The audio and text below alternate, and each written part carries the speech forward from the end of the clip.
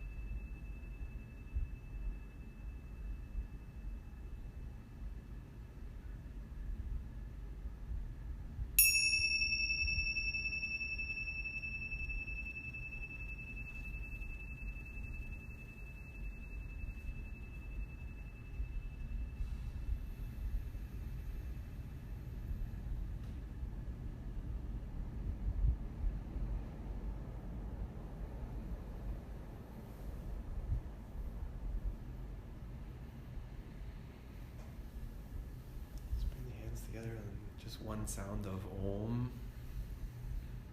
Nice deep breath in.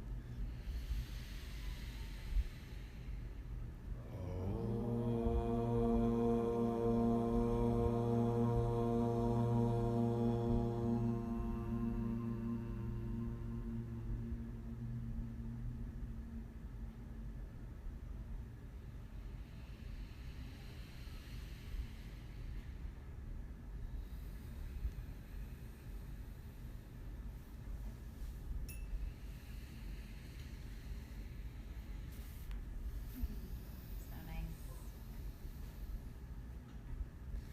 So, welcome. Check in. Welcome back. Welcome. So we're obviously sad Helen is not here, but we've got full schedule of things to talk about and go over and discuss, and hopefully we'll get to all of it.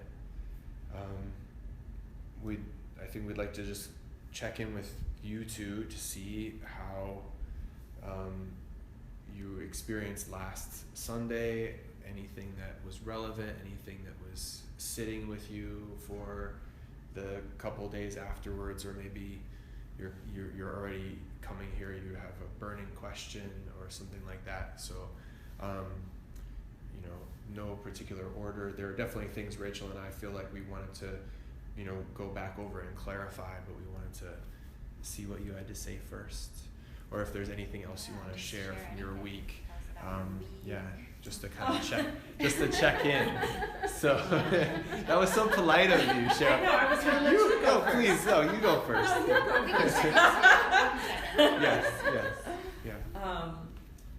I feel emotional, and like when I went to my daughter-in-law ran the marathon this morning. Oh, cool. As soon as I got there, I started welling up, and I said to my daughter, I'm so emotional. And I don't know why, but they were running, but it was kind of like, I don't know, it made me emotional. And I think that's probably the word of this week. So with my students, we go into the meditation room sometimes, and these are the autistic kids. And as soon as they get in there, they kind of amp up whatever they do. So if they're clapping or they don't hit us, but they'll whatever stimming thing they'll do, they'll just ramp it up. And I'm looking at them and I kept thinking about what you said, how they're teaching me. And I got emotional. I'm like, okay, I'm not going to cry for them. I close my eyes and I'm listening to them, chirping and everything. And I'm just started welling up. And I almost was going to just cry and tell my we're all close. But I'm like, no, let me just sit with that. And I'm just going to listen to them. And they just ramped up in the meditation room. And I'm like, well, this is their sensory room, because everywhere else they can probably hear other stuff happening, but all of a sudden it's quiet, and then they just, Right. And then I was somewhere else with a group of people, and I kind of I kept thinking about the energy coming out of their head, and I could kind of feel, when it's passing period, all of a sudden there's 3,000 kids in the hallway. And I just was walking, I was like, wow, how does this feel? The energy, it's this weird kind of I think I feel more in tune with it for some reason. I don't know if it's my brain paying attention, or if it's my emotions, or it's something else. And then I was also thinking about really with my students, how their soul chose to be in that body, and they're happy. When I first started working with them, I was 19, and I worked at United Cerebral Palsy, and some of the kids all they could do was blink and smile. And I would go home and be like, oh my God, I felt so sorry for them. But then I was like, they don't feel sorry for me. They're having a blast. they're just having a blast, being whoever they are. So like, what is that teaching me? So that's what I've been kind of thinking about this week. Yeah. Deep. You got a lot out of last week. She jumped right in there. You're all in. All in. I'm all in. Star student. Good. I have we have one of our Get special friends. I don't know if I don't think I shared this last week. One of our special friends, his name is Mark, and he's more on the high functioning autism spectrum, and he always dresses up really, really nice. Wears a tie, his shirt's always tucked in, you know, his belt is always nice and tight, always got nice sneakers on, and he'll just walk up and he'll say, "Don't I look nice?" And it was like, and talk about somebody teaching you confidence, and you're we're like, "Mark, can I have some of that? Or just rub up against me so I can get some of that? Don't I look nice?" Yes, you do. All right, sorry. Yeah, sure. On to me. Sure. So it was good. I've been trying to integrate, and it sounds like, I mean, you were doing the same thing. I was more cerebral, I think, about it. But I was trying to integrate some of the things that was really new to me. And the idea that Vedic astrology was woven into yoga was very good news for me. But my boyfriend is Indian, and he's an astrologer, and so is his father. And so that's when I switched over into like understanding Vedic versus Western. And I started telling him about it, and he was immediately getting angry.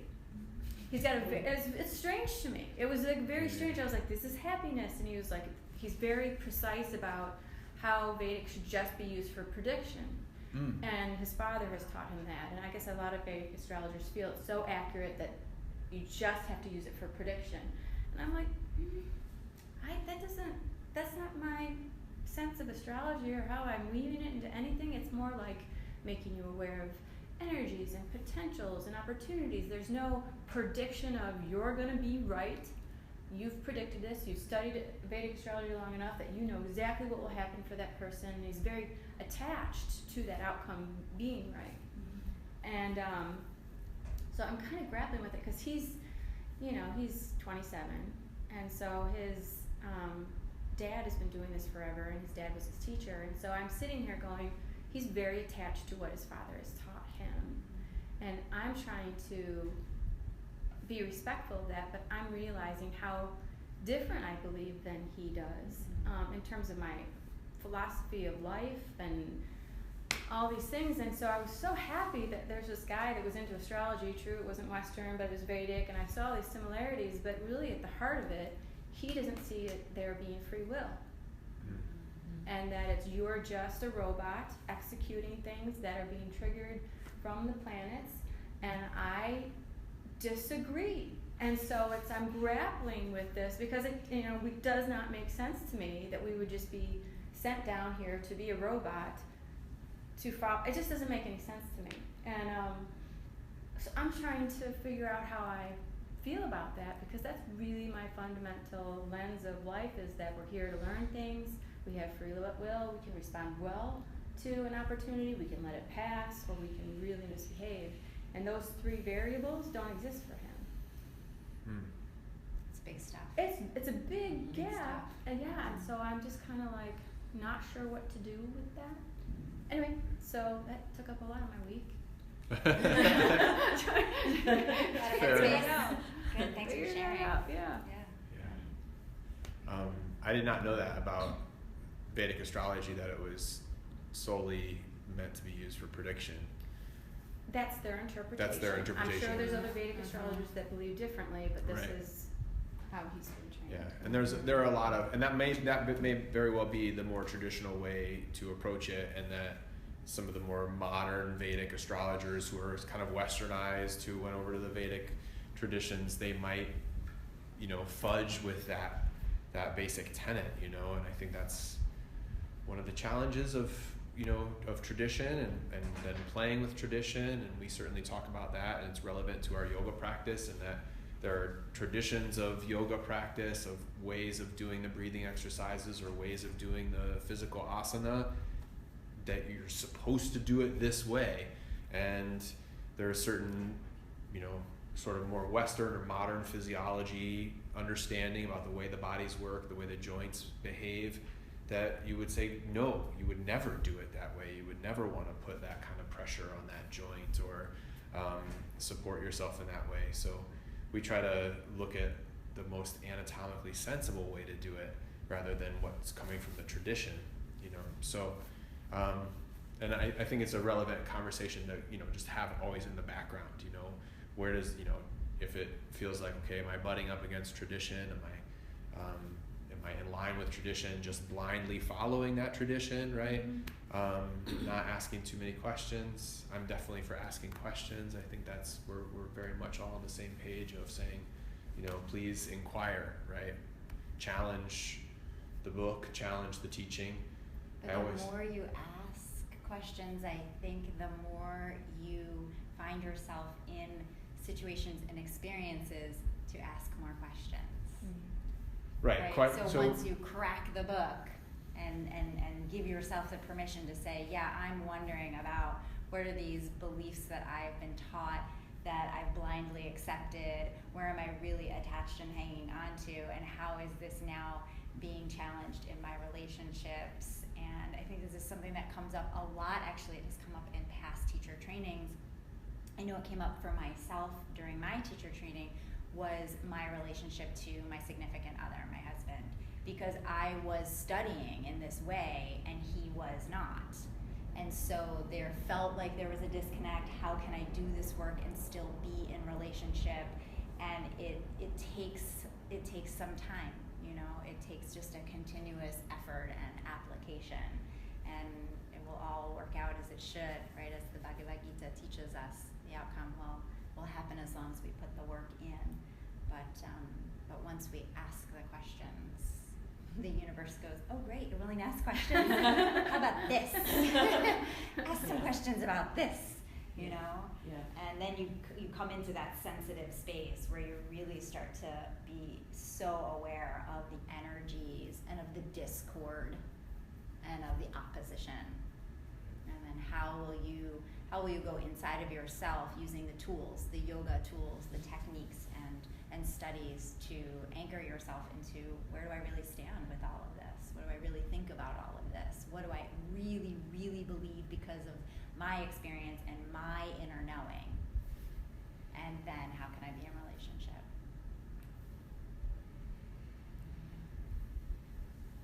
You're willing to challenge yourself. You're willing to challenge your thoughts, right?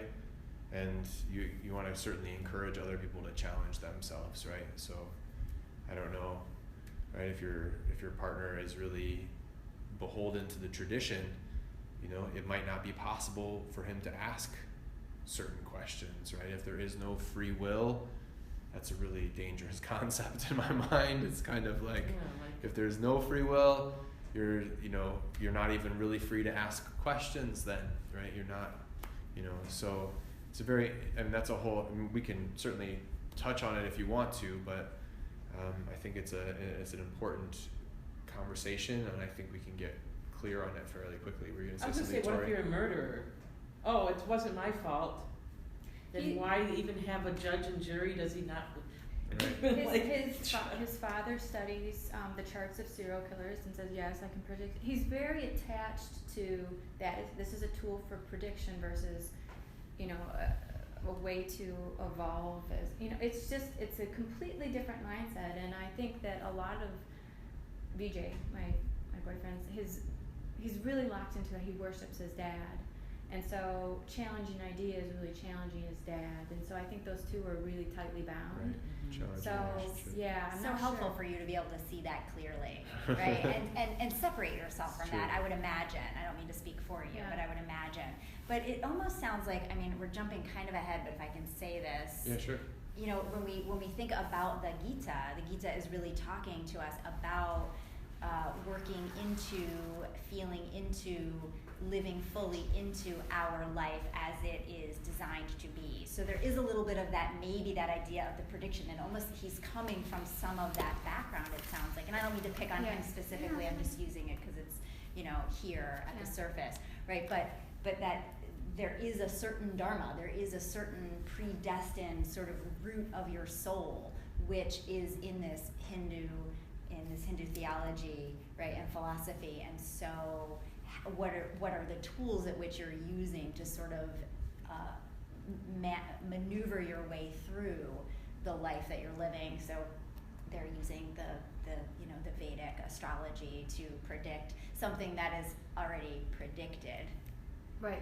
Already. It's already written. set, Right. but it brings comfort in attempting to put some container around it.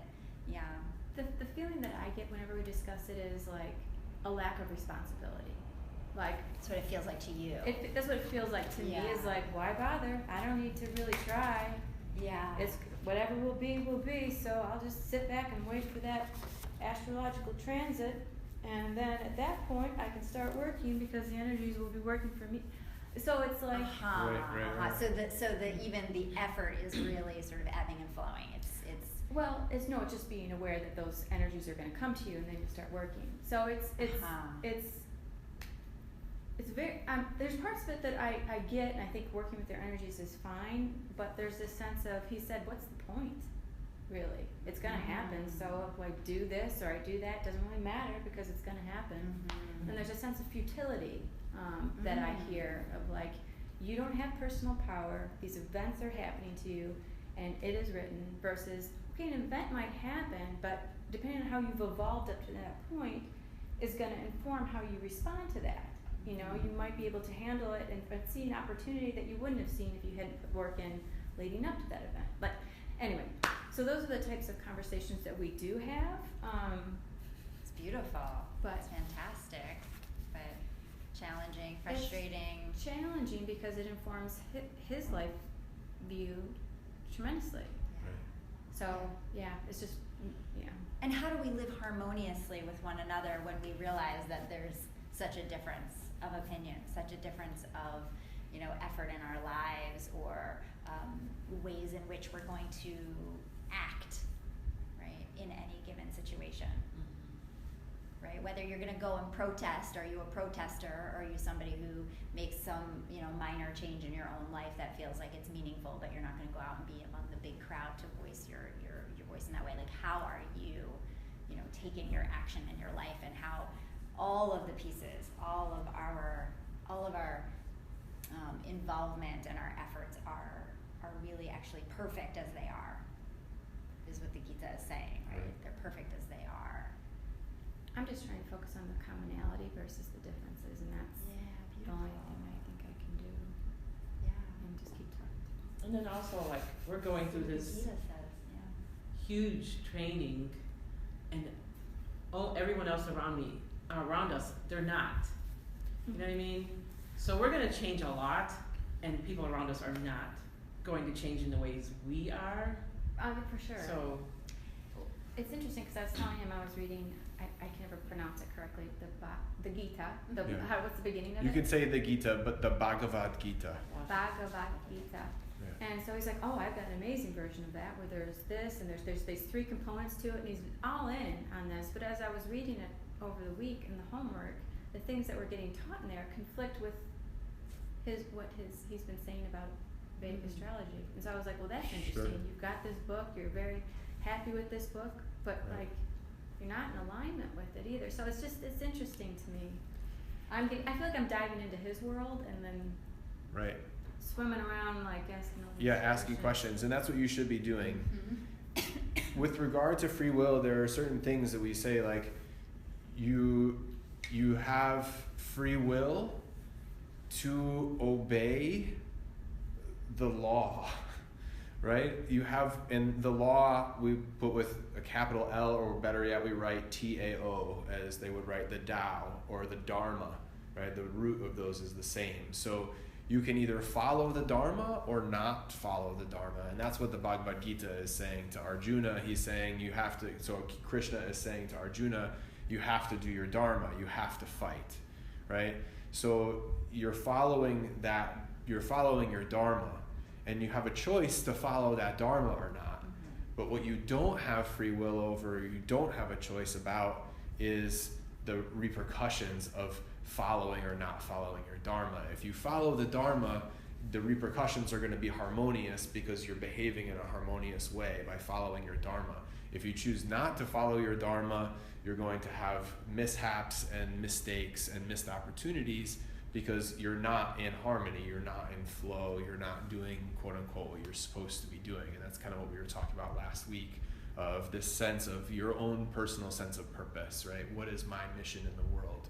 What am I here to accomplish? If this life is a university, if this life is somewhere that we're here to learn and to grow and evolve, and you feel like there's a certain way that you're supposed to grow and evolve in this lifetime, that's your dharma, and that's what you should be following.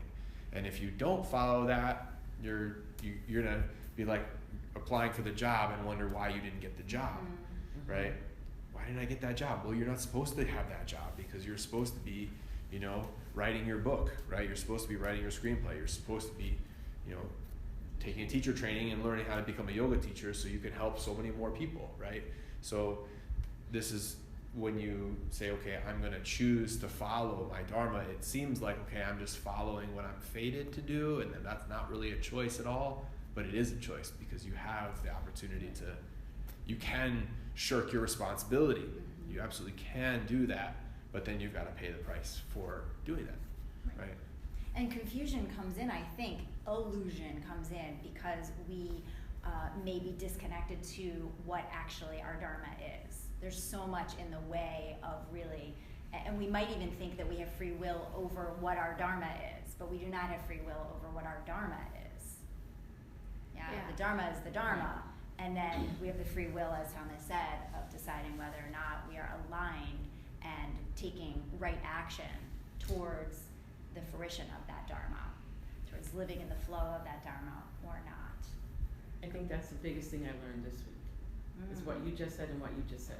Because I was walking down the street yesterday and I said, oh, this is why I'm supposed to, this is why I'm doing this, because I don't want to repeat this life next time. So the mistakes I've made, and what do they call it when, your parents were crappy and then you're not. What's that called? The cycle. I don't want to repeat the cycle. Breaking the cycle. Yeah. Like I've broken a few cycles already from my childhood, my parenting, and so I don't want to keep making these mistakes I'm making now, because then I'm going to come back probably maybe a wildebeest or something. I don't know. I don't want to come back as a wildebeest.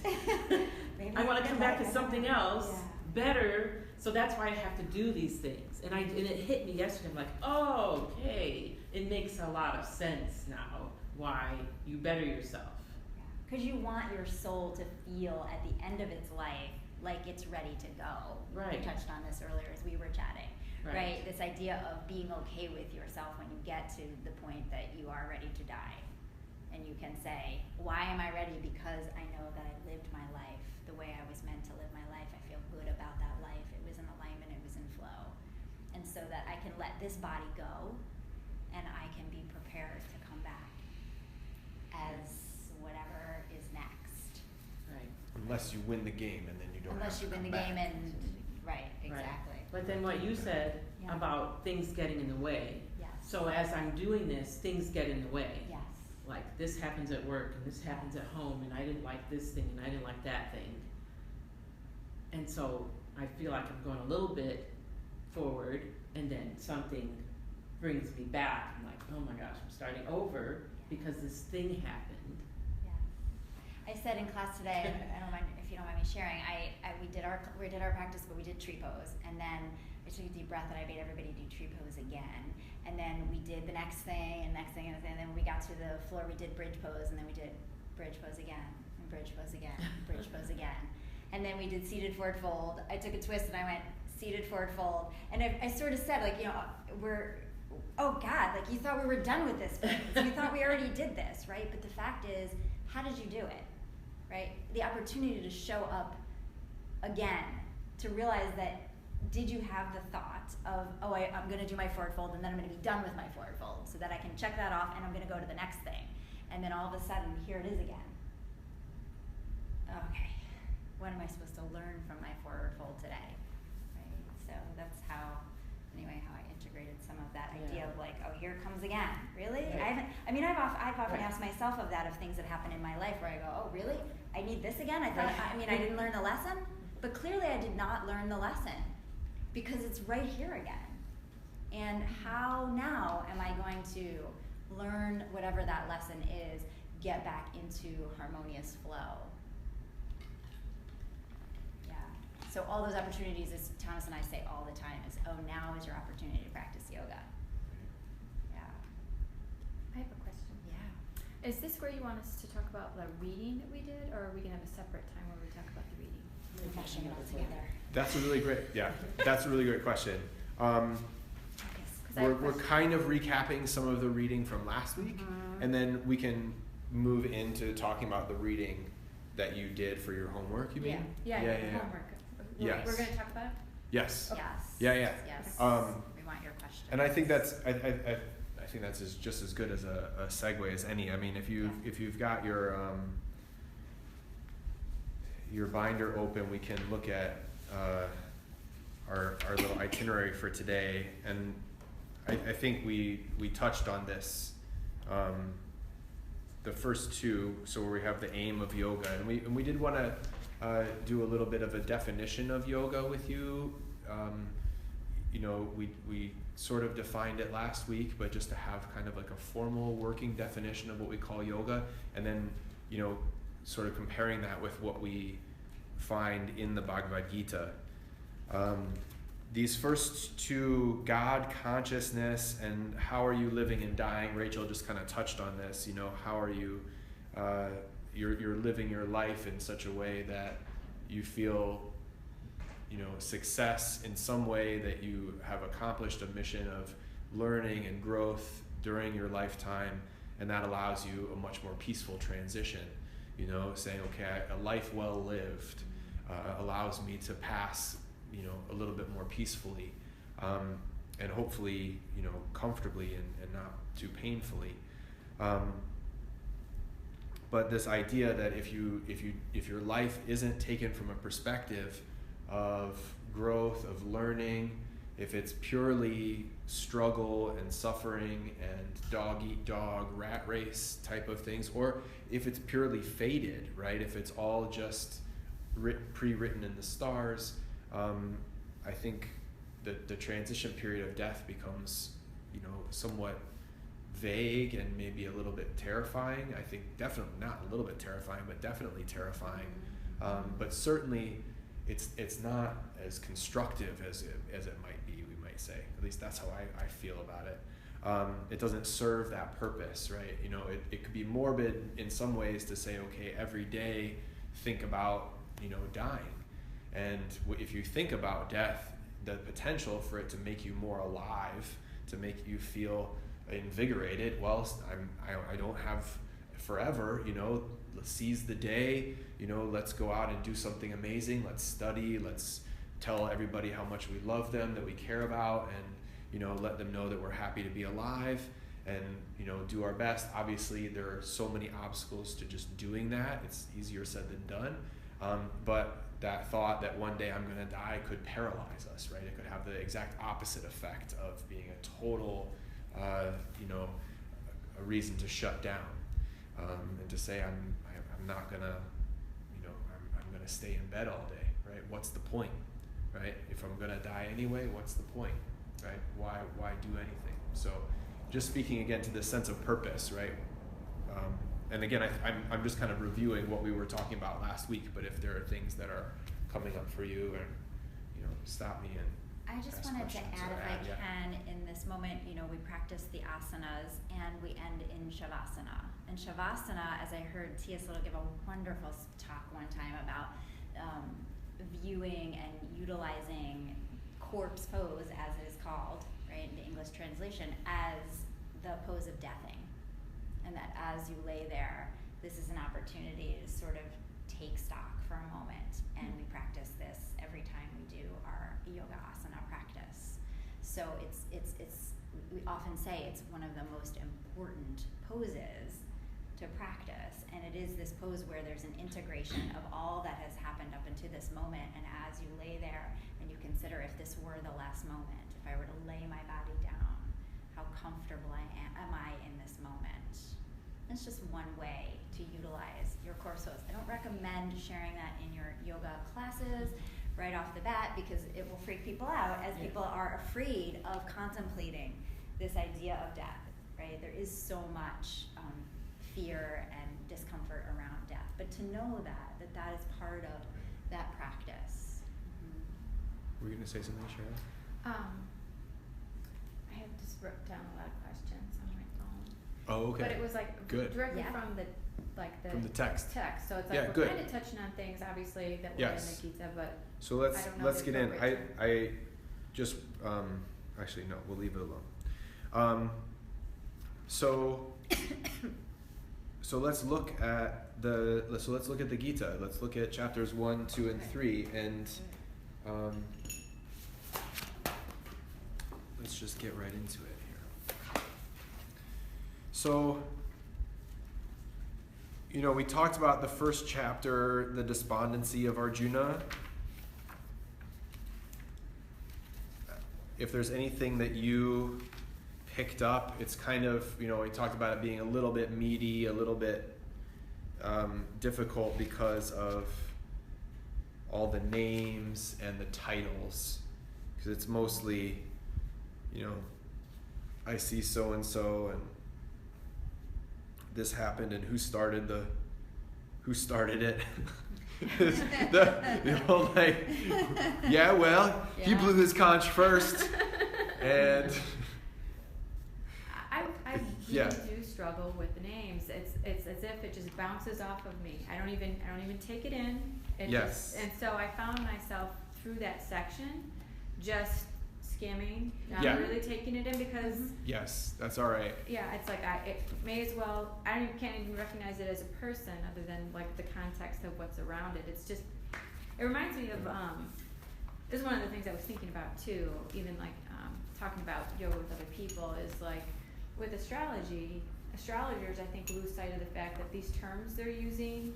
People that don't know anything about astrology, they're just like, that doesn't mean anything to me. Why are you telling me Jupiter's sextile something, but that's just, you get into that lexicon and it's not accessible to people that aren't in that. And that's what I kept thinking about here, is that even just these names alone is making this less accessible. So like, how do you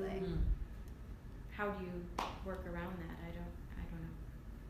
I think it's a really valid question. Yes, of course. Because we do get tripped up on the language, and this is something that again you'll consider this when you do start to teach yoga classes, right? Because we often even say you don't have to say the Sanskrit name of a pose, because it doesn't matter. You don't have to use the anatomical terms, because people don't know all of that in that detail. They don't understand that language. So bringing it into a language that is more accessible and more understandable. For me personally, I don't know if you might be saying this, but for me personally, when I read this, I needed to just skim, and I needed to read it several times. I've needed to read it several years, keep coming back to it before it all really starts to make sense, and even practicing not attaching to those names, but just allowing, for me, like a vision, an image of a character. I don't know if that's helpful, but that's one way to approach it. I think it was just like, for me, if I was really like, if I was going to get tested on this, I would rename everyone. I would cross out their names, and I would write in a different name, and then I'd be able to read it and absorb it.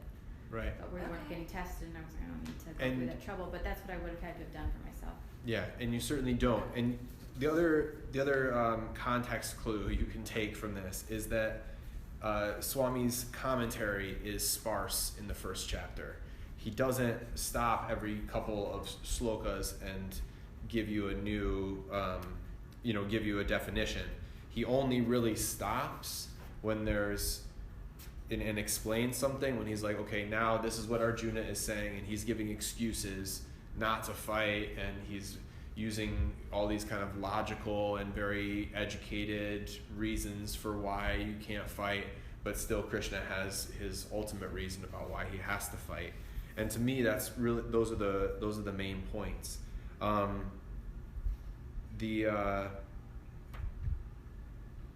For me, the one place that I find that in the whole first chapter that's really relevant, and you can certainly add to this, but is on page 4, where he's talking about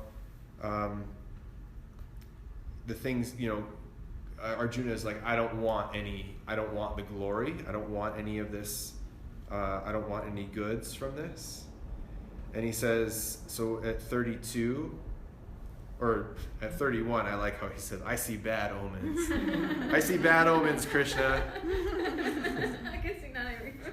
I cannot see any good resulting from the slaughter of my own people in battle. Respectfully.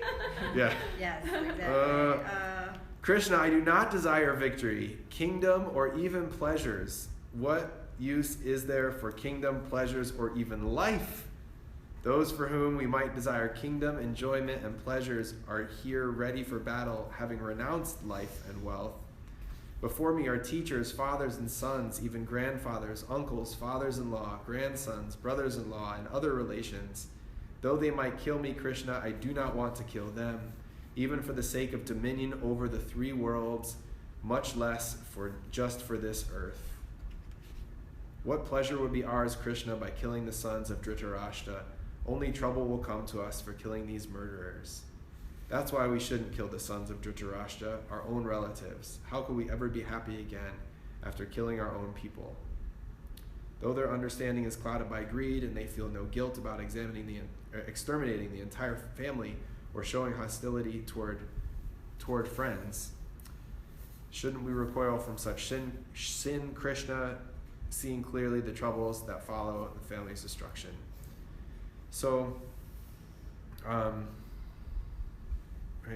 he's trying to use all these reasons that are sort of bodily reasons, right? He's like, I don't want this. This is all this bad stuff is going to happen, and as Krishna comes back and says, "Silly man." Mm-hmm. Yeah. I wanted to say that I don't think, and tell me if you don't agree, Thomas, but I don't think there's a problem with substituting the names in. I mean, because ultimately what we're seeking to do, especially in this first chapter, is to find how we relate to Arjuna, right? Arjuna is here and he is despondent. And how in our lives are we despondent? What is our personal battle? What are we up against? And as we come to know that, as we sort of unveil that aspect, how can we then relate to Arjuna? So perhaps it's helpful then to just put in some other names in there to make it feel a little bit more accessible and personal to you. Maybe it will, because right now I'm connected very much with Arjuna and everything that's going on around him, except for this backstory that's being put in there that I assume is for some relevant purpose that I have not been able to take in. So maybe putting in names and see if there's actually something. I think last week you said that they represent, I don't know, right. fear, So there's a group of 5 of the cousins that represent the 5 senses. Okay. The king who's blind is meant to represent ignorance, right? So there are there are other things like that with the names of these people. So the guys that are blowing the conch and the other archer who's so skilled, right? There are kind of esoteric meanings, hidden meanings behind those individuals. And that's not necessarily my school of expertise or I think what's relevant to what we're doing necessarily, because really what we're trying to do, as Rachel just said, is we're trying to empathize with Arjuna and his despondency for I don't want to live my purpose, essentially. I don't want to live the life that theoretically, like we talked about last week, I chose to live, right? Before I was born, I made a conscious decision to come in and be born this way, and be born in this circumstance, and be born in this environment so that I could have certain experiences. But there is a whole story, as Thomas had said about last week, there is a whole story that does come before this. And you can kind of run around on the internet and pick up some of, I have some of it written down if you want to know more detail, but of the backstory of what has led up to this moment where Arjuna is on the battlefield. Because there is sort of a whole life that he has led up until this point. There's a whole life that even Krishna has lived up until this point, and the whole families have lived and had discord along the way, and then they find themselves here. But it's almost sort of interesting that this, at least to me, that this is pulled out of that larger story and just sort of plopped in a way to say, despite what brought you here, Arjuna, right?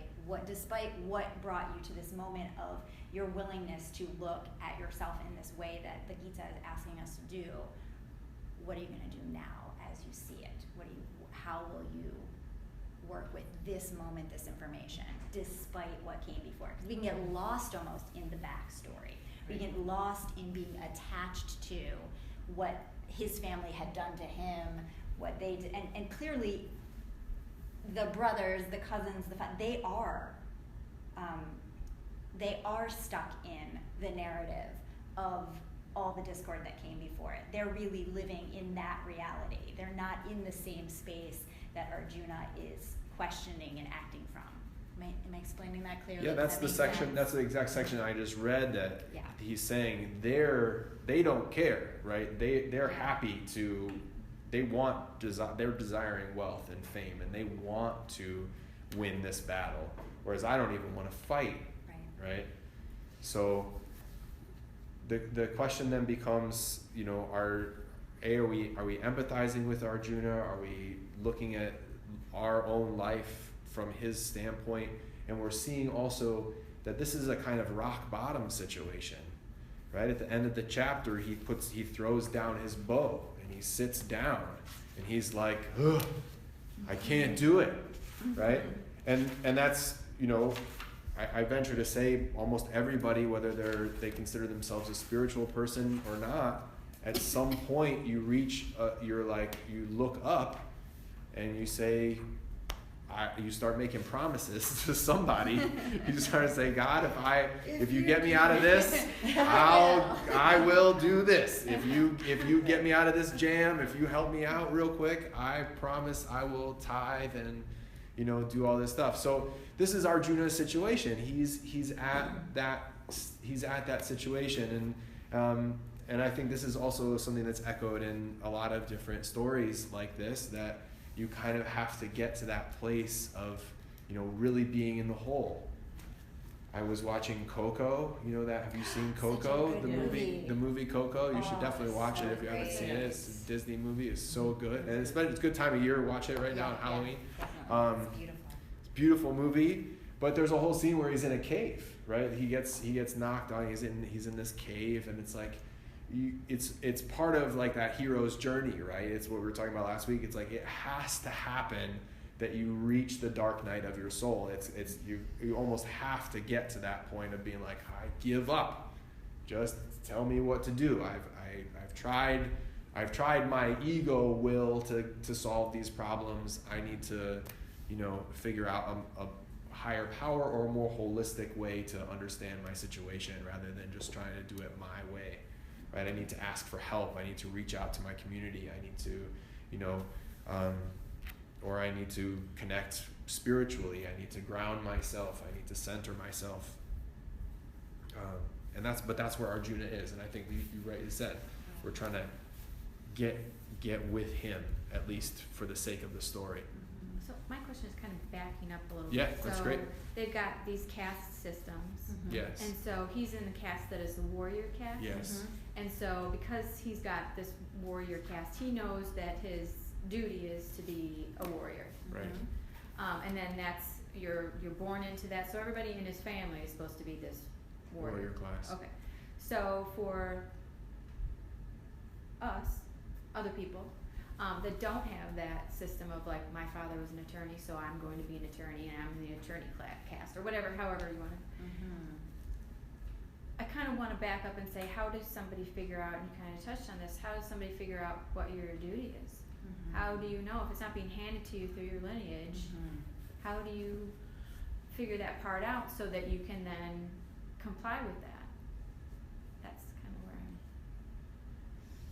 I'm a little uncertain about. So my answer to that would be what we talked about at the very end of last session, right? Sort of as an aside was, and this is why I think I really resonate in bringing the astrology, is that you can use your birth chart as a snapshot of your particular entry point, right? If there is a, if there was a time and date and landing strip for your soul, that's your birth chart, and that has clues to what your temperament is, what your tendencies are, your strengths, your weaknesses, and how you would go about then navigating through that.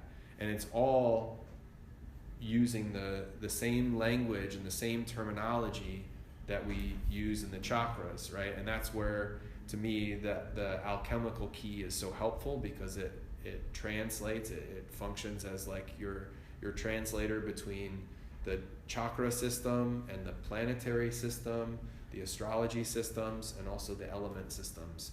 So we can do all of our charts. Yeah. And I was gonna say, let's Can do I just that. say something Yeah. quickly on the other side of that, which would be, Yeah. if I haven't lost my train of thought, that if you do not know, if there is this deep discord within yourself about what is my dharma, what is my soul's purpose, why am I here? And I'm speaking this because I ask this question of myself daily. Yeah, this has plagued me since a very young age, that this question has been with me, right? That in and of itself is the pathway in. That we could even go so far as to say that the birth chart, not to discredit it, is an attachment of sorts. Yeah. And we are seeking to detach from these earthly elements or these systems of definition, so that we can move beyond it into the great abyss. But that great abyss is so undefined for most of us, and not coddled or cared for or seen as valuable to say, I don't know. And somebody goes, you don't know. Let's sit with you don't know, right? So that is then your pathway in. Now, I'm not saying that you don't need tools. We do, as human beings, we need tools, but the answer that yoga says is that it's the tools of yoga. It's the tools of studying the scripture. It's the tools of taking the asanas. It's the tools of meditation and mantra and pranayama. Does that seem too out there? It might be uncomfortable. No, I mean, I'm into astrology, so Yeah. like I know my chart. I know where things fall. I know, a lot about it in terms of what it looks like, but it's the interpretation, which is really the art form. And so that's kind of like, I can know that it's sitting in this house and it's in this sign and there's these aspects happening to it. But how that's going to manifest best, that's where I'm at, trying to figure out the details of it, because I Right. feel like there's a lot of different ways that I could go. Right. Yeah. And I was just gonna say, I don't know anything about mine, except I'm a Virgo. Yeah, I don't know much about mine either. And- And you're It's- probably not a Virgo. Well, who knows? But I feel like in my life, it's just. I always have that I problem. really Like, don't I'm want a to be burst your Virgo, bubble, but I'm actually. sorry. You keep talking. Keep talking. No, I was, things are so hard for me to do. Like, everything seems so hard. Mhm. So that's why I would love to see what my birth chart is, because even though I get things done, it's difficult. Right. And Yeah, there's probably. the investigation. I mean, for me, I feel like saying there's the inquiry. Right. Why is everything so hard, Right. right? I had a yoga student that came in and said, I opened up the floor and said, what do you guys want to do? Does anyone have any suggestions? Well, I really should be doing more strengthening. And I said, the question is, why aren't you doing the strengthening? It was like, yeah. And oddly enough, I told Thomas this story because oddly enough, the next week that she came back, that's all. We left it at there and we moved on. But she came back the next week and said to me, I think this is related to what we're talking about, but anyway, she came back and said, it was so interesting last week when you posed that question of, I said, I should be doing more strengthening. You said, what is holding me back from doing more strengthening? And you said it was love of self. And I was like, I never said Oh, wow. She said it I in her never head. said that. Wow. That's the message she got. She heard that when I asked the question. Right. That was her That answer. was her answer. And I did not tell her that I did not say that, because that is irrelevant, right? And that would be me needing to tell her that it wasn't, I just knew it wasn't me. And I thought, beautiful.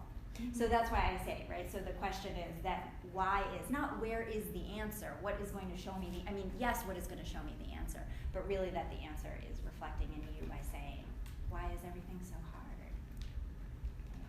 I don't know, there's some journaling in there.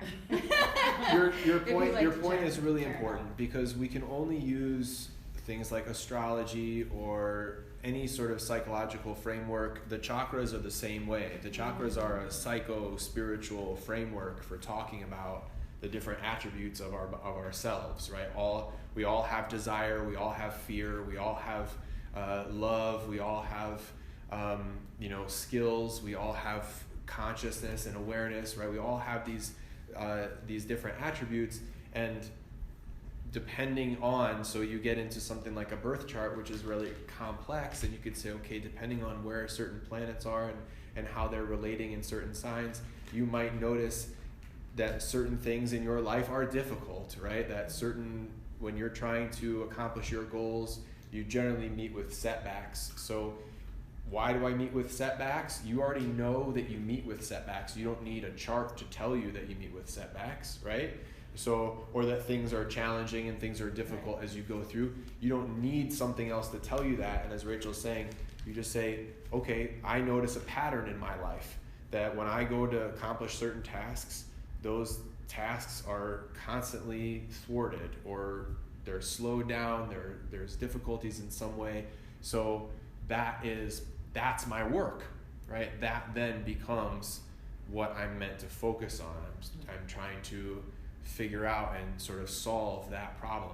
But if you don't have a framework of the chakras or any sort of psychological or astrological framework, you're never even going to know, hey, I've got a pattern, right? Some people don't even recognize, oh, I do this all the time and I'm banging my head against the wall because every time I have this kind of a relationship, it falls completely flat. And this is something that's recurring in my life.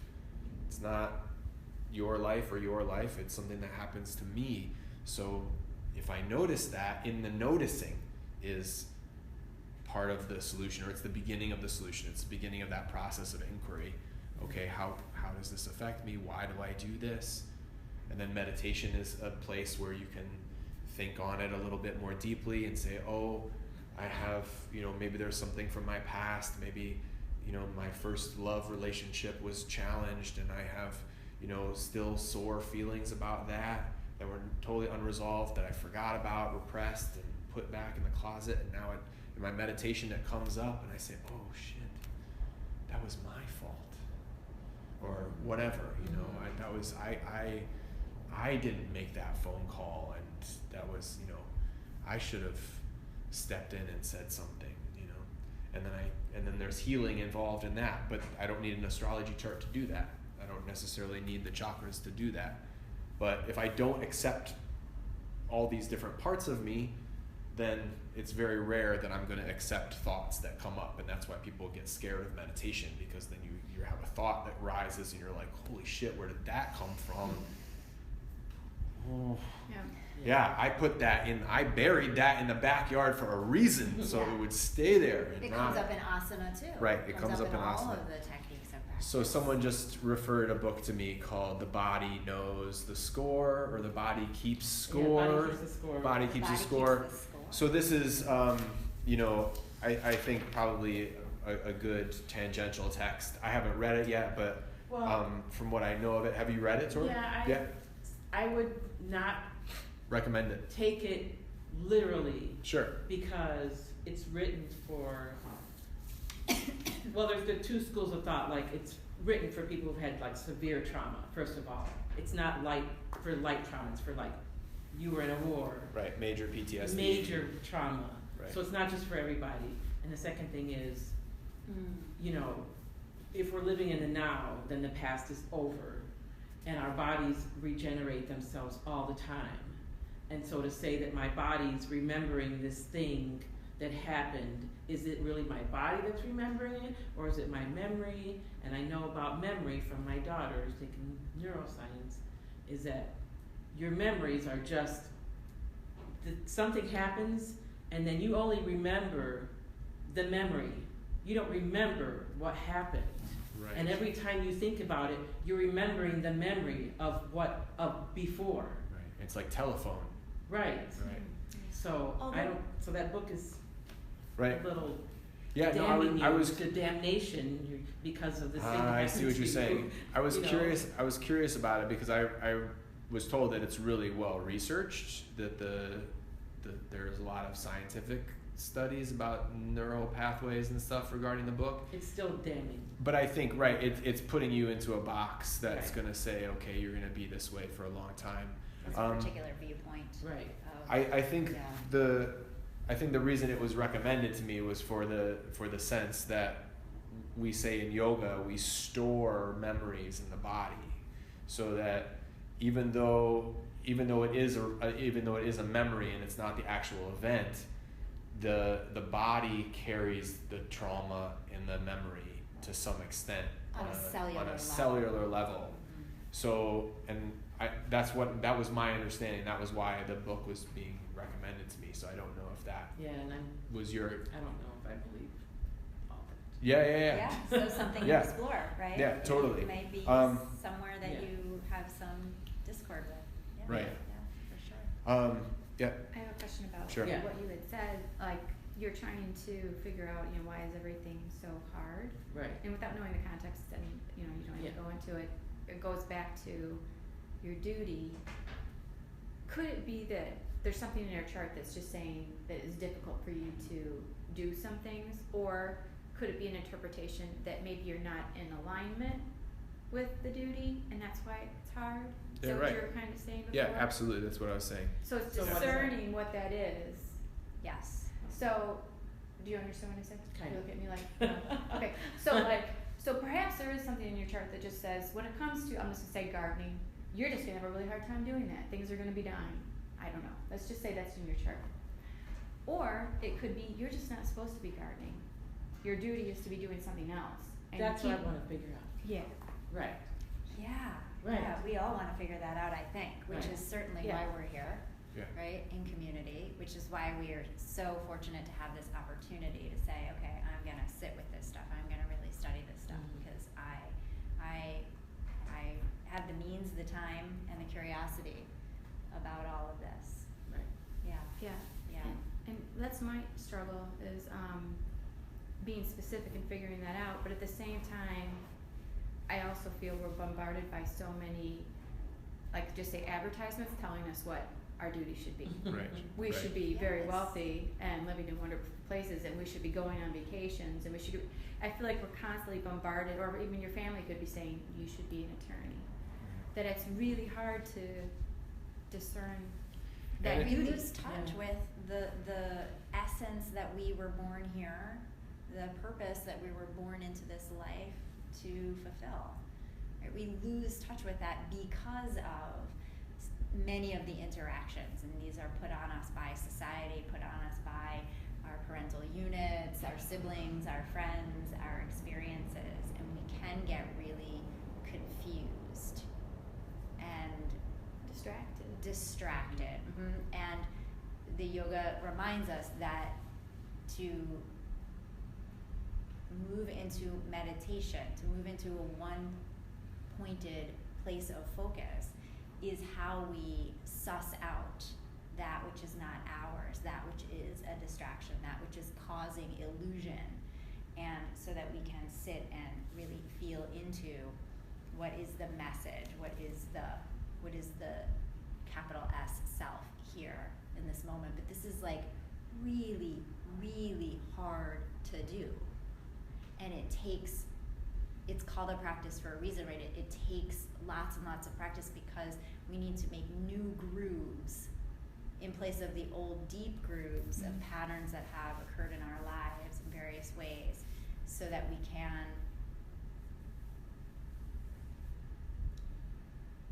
feel into what yoga is, which is the union, the yoking of, the coming together of the entirety of the self.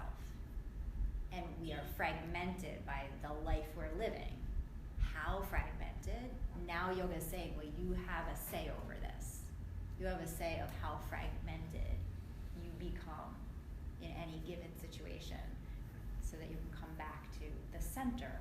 That's part of your free will too, right? Because right, you're saying, okay, this situation could completely disassemble my will and my focus, or I'm going to stay focused. I'm going to keep my center. I'm not going to let the circumstances just push me around. And that's, we can get back into the text as well, if unless there are other questions. But so moving on from the despondency of Arjuna, we go into the yoga of wisdom.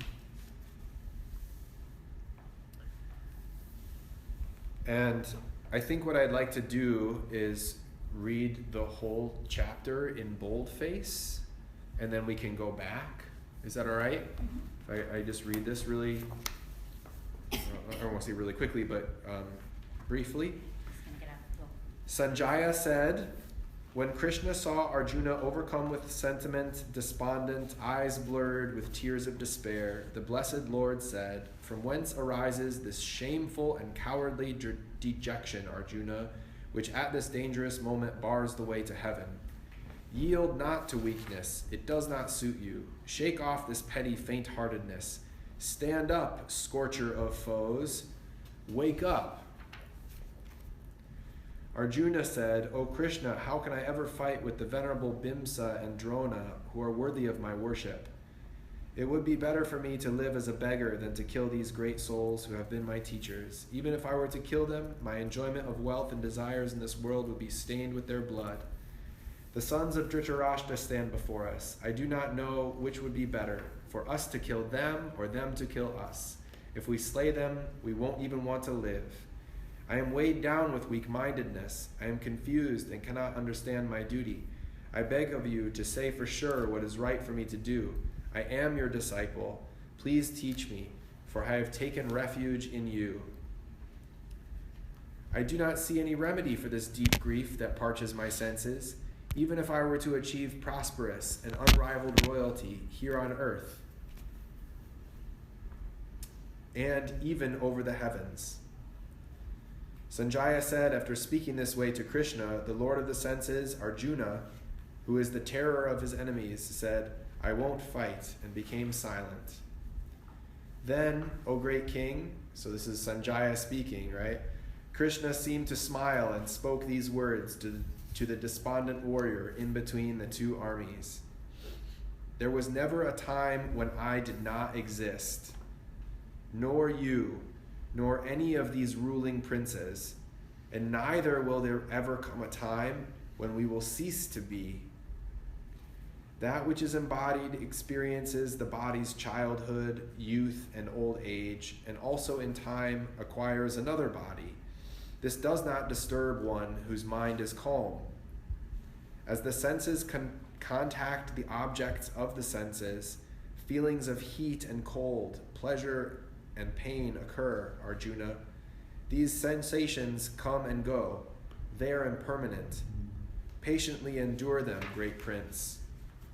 In fact, the person who is not tossed about by sense experiences and always stays balanced in pain and pleasure is fit to experience immortality. What is not has never been, and what is always is. This truth about the real and the unreal has been realized by the great seers. Know that all this vast universe is pervaded by that which is indestructible. No one can destroy what is everlasting and imperishable.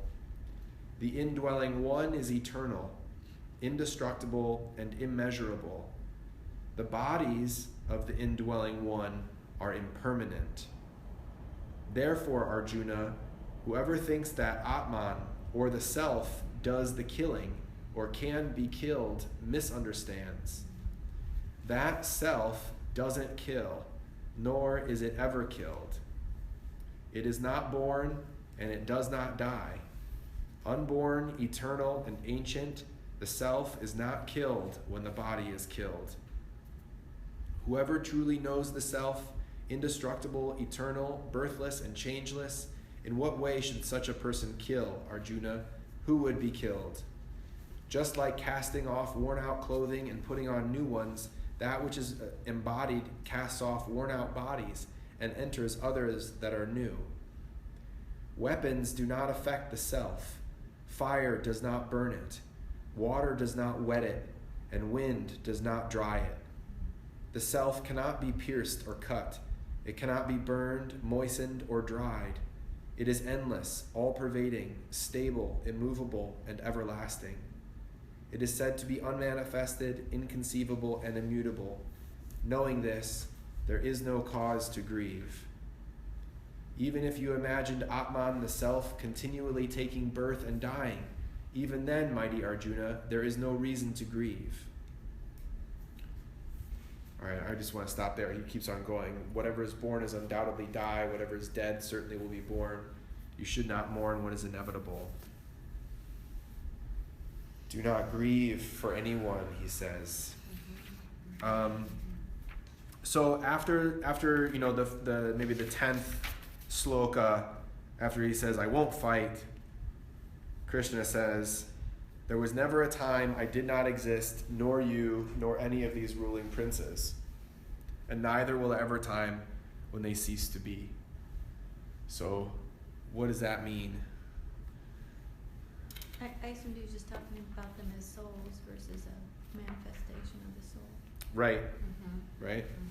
Speaking beyond their physical body. So I'm just going to write on the board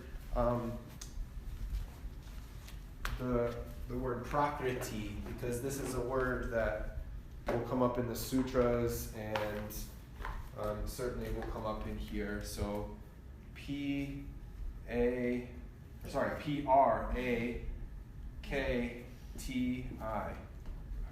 Sorry, I messed that up. No, Prakrit, you need an R. I need another R. Prakriti. So prakriti, Prakriti. And the R here usually has a little dot over it, which means that you roll it. So prakriti. Riti. Prakriti. It's like tree pose, vrikshasana, or if you have any Latin languages, if you can roll your R's, you can speak Sanskrit well. So prakriti is nature, right? So I wrote it in green. So, Oh, nicely done. nature. And we kind of talked about this with regard to the foods and things like that. So prakriti is divided into what are called the gunas, which are sattva, rajas,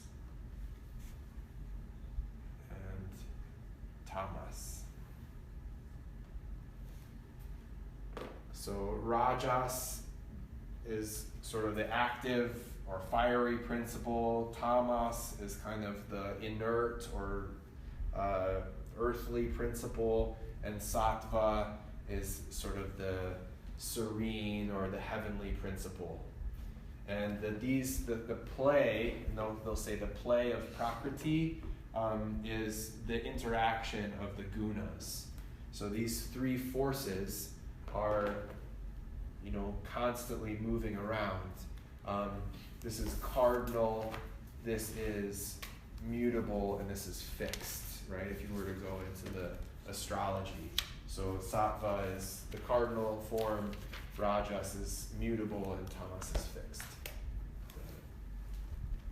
So when we're talking about human bodies, when we're talking about anything in the three-dimensional world, we're talking about prakriti. Anytime we're talking about, right, and this is where Arjuna is so upset. He's like, how can I kill all these prakritis, right? If I kill all those prakritis, that's not a good thing. And Arjuna is saying prakriti is always changing because of all these three forces are in constant flux and in constant flow. And because prakriti is always changing, they regard it as being impermanent.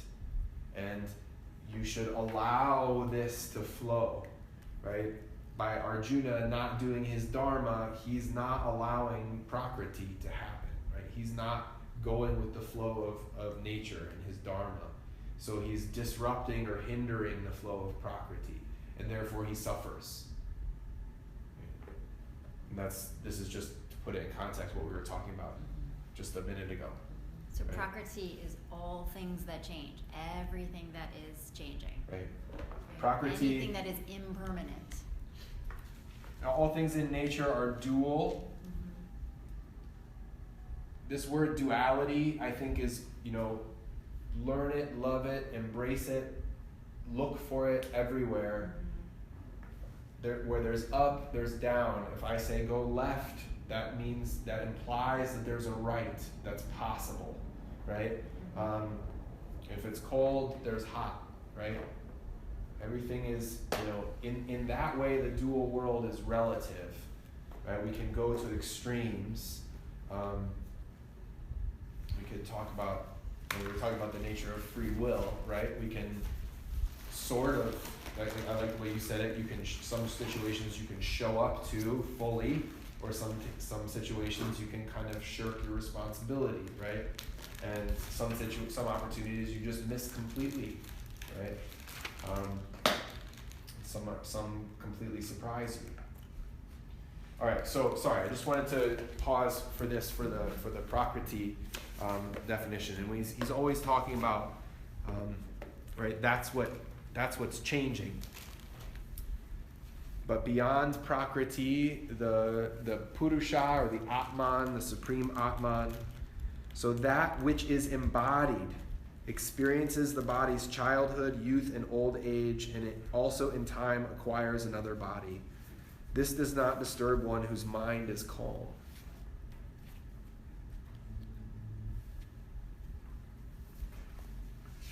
Is that clear? Mm-hmm. Right? Yeah. I mean, it's nice in theory, but it's a little bit. How do I get that calm mind? I lost which page you're on. Sorry, I'm on page 13. Oh, okay. I flipped back. I apologize, Tori. I went back to page 13. So what this is saying is that if you go back to when you were, let's say, 10 years old, let's just say, right? You remember your house where you used to live when you were 10 years old. That was just your body having experiences, and your body having experiences through the mind. Right? It's kind of heavy. Mm-hmm. According to yoga, it's saying that just because your body went through all that stuff and it left impressions, memories on your mind, your true self didn't go through those experiences.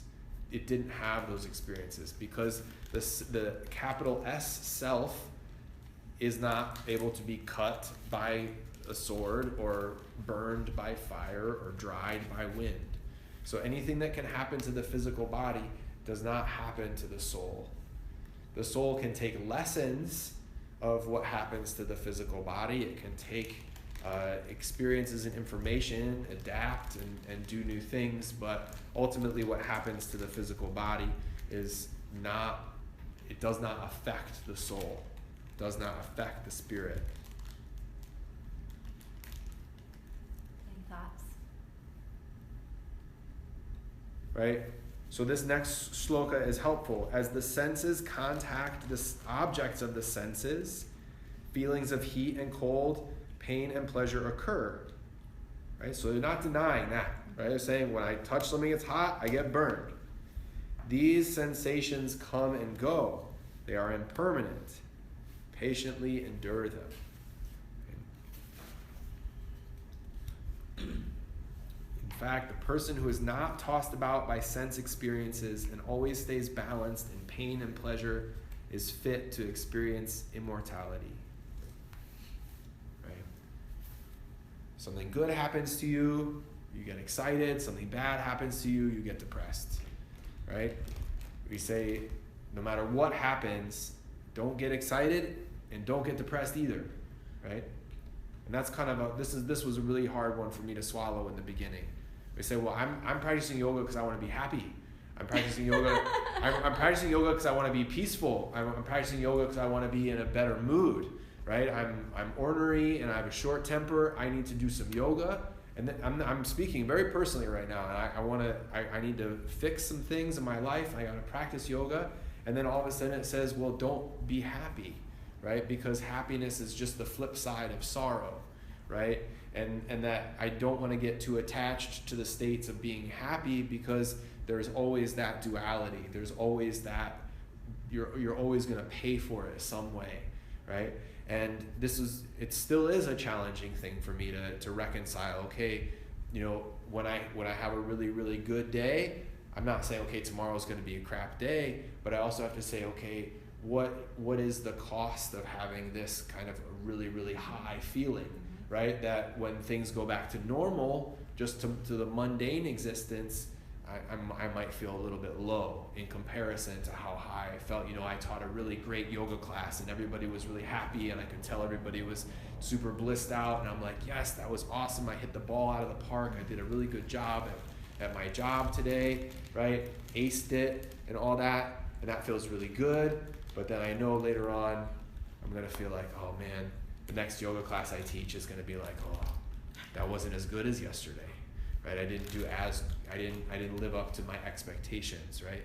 So in all of these ways, if we take the good too seriously, it can also lead to our downfall. And this is also echoed in the sutras we can look at as well. I think it's really beautiful, though, that he says patiently endure them, right? So that there isn't a rush to immediately balance out and go from, oh, I'm depressed and now I need to fix and be happy, as Thomas was just explaining that, right, we can seek to do, or vice versa, right? So not to rush ourselves through it, giving ourselves time to process that truth of the experience fully, and to also acknowledge that it is a passing, fleeting thing, that with patience, as we endure, there will be a shift.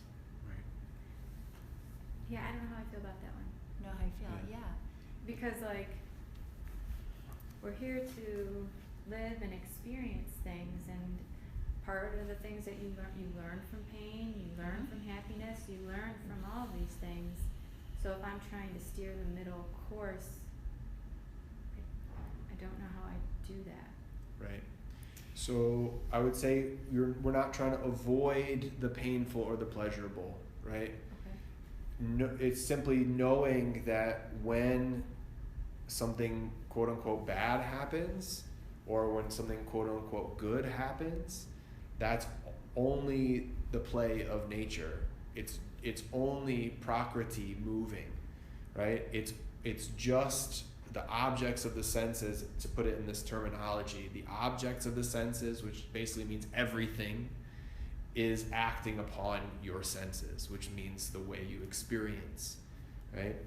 But I won't go there, but when we experience that, we're just saying, oh, I have the perspective to put it in context. Oh, that was a really high experience, right? That experience of going to that concert and dancing for 3 hours, and I just feel like ecstatic, right? And that was an awesome, really elevated time. I can put that into context and not get carried away with now every single class I teach has to be, A++ class, and I'm holding myself to an impossible standard. Or every show I go to has to compare to the last show. Every time I do my downward dog, it's got to be the most satisfying yoga pose I've ever done, right? And then in that way we put the expectations that get in the way of things. Okay, so you're saying this is about keeping perspective and understanding the expectation isn't that you're going to be happy all the time, but still experiencing those things. And as long as you're able to keep that in your mind, that I'm experiencing a high right now, and that's not how everything will stay. As long as you're okay. All right, that's And the same thing for the low, right? And Yeah. and I think this is really relevant. And we don't just talk about it's mental health awareness month or day or something this last week, or I think mental health should get a whole month if it only gets a day, but whatever, we're aware in our circles, we're aware in our circles of mental health, and yoga is certainly speaking to this question of what is it to be mentally sound and mentally healthy, and it's certainly offering that if we're going to stay in equilibrium when things are really awesome, we're also to stay in equilibrium when things are really challenging, and say that it's not going to be like this all the time either, right? Just like I know that I can't stay at the peak experience all the time, I'm not going to stay at the trough experience all the time, right? That there are going to be these cycles and these ebb and flows. But we do have limiting beliefs that we have come to the text with and come to these philosophies with, so that it may be hard to set those beliefs down. It may be difficult to say, okay, I can just now at all times when I'm happy or sad just say to myself, well, I'm happy, well, I'm sad, right? Because we are going to fall prey to the patterns and the belief systems that we have grown up and lived in, right? So that's why it's a lofty goal. It's a lofty task to take on. And that is why at certain situations you will come up against some real resistance to the application of this philosophy and idea. And so that's in comes again why I love this word patient. Patiently working with this obstacle, this challenge, this difficulty. And that how much you can steer it is also up for discussion, right? Because we're saying that yoga is explaining that there isn't, if we're moving with our dharma, then there isn't a steering of this. These gunas are just always at play. So does that go to your boyfriend's point of things are just going to happen and we roll with it? Is that? No, he's used the word futility, and he's kind of wrestling with what's the point. If I'm just this vessel that things are going to happen to, and I've got no power, I don't even know what the point is. Those are some of the things that he said, which is, very shocking to me because it's so counter to how I feel, but it's just what he's been taught, and it's kind of where he's arrived at. He's like, my dad can predict all these things, like it's just going to happen. So it's more futility, I think, than that. With this, I just wasn't clear on what you were describing. Now I feel I understand. You do? Good. Yeah, okay. Great. I'm glad. I wanted to also say that just studying this stuff there's a potential that it can make you depressed. Right? It can upset you in such a way or confuse you, as Rachel was saying, like we have certain biases that we come to these texts with, and when we're confronted with our assumptions, we're going to say, we might go into a particular mental place that is either confused or doesn't agree. We put up a lot of resistance, and all of that is fine in the terms of like, let's grapple with the text and let's push back against this. But we also don't want to take it so seriously that now, like Rachel said, I have to be in perfect equipoise in all situations, and that's not the case. In fact, from what's called the tantric perspective, is our yoga practice should help us to laugh louder and to cry more, right? That our sensitivity is heightened in such a way that even though we know that it's all impermanent, when something is really good or when something's hilarious or something is exciting or joyful, we're able to really feel the joy. And when something is sad, when something is difficult, we should also be able to really feel the richness of that sadness. So it's a development of senses in another way, right? That we're not trying to push away good experiences or push away bad experiences to protect ourselves from the swaying and the playing of the gunas, right? We're actually trying to approach life more fully, right? We're trying to go more deeply into it and say, if this is just the way life is, and I accept that there's ups and downs, let's go on the roller coaster. Yeah. Like, let's get on that roller coaster, because otherwise I'm just going to be standing here in line for 5 hours. I mean, I want to get on that rock. That's a good way. Rather be on the ups and downs. It's so well said, right? Because it can become dangerous in that if we over apply anything, Right. we create a new problem. So we have to cautiously, carefully, piece by piece, take a look, apply where you can.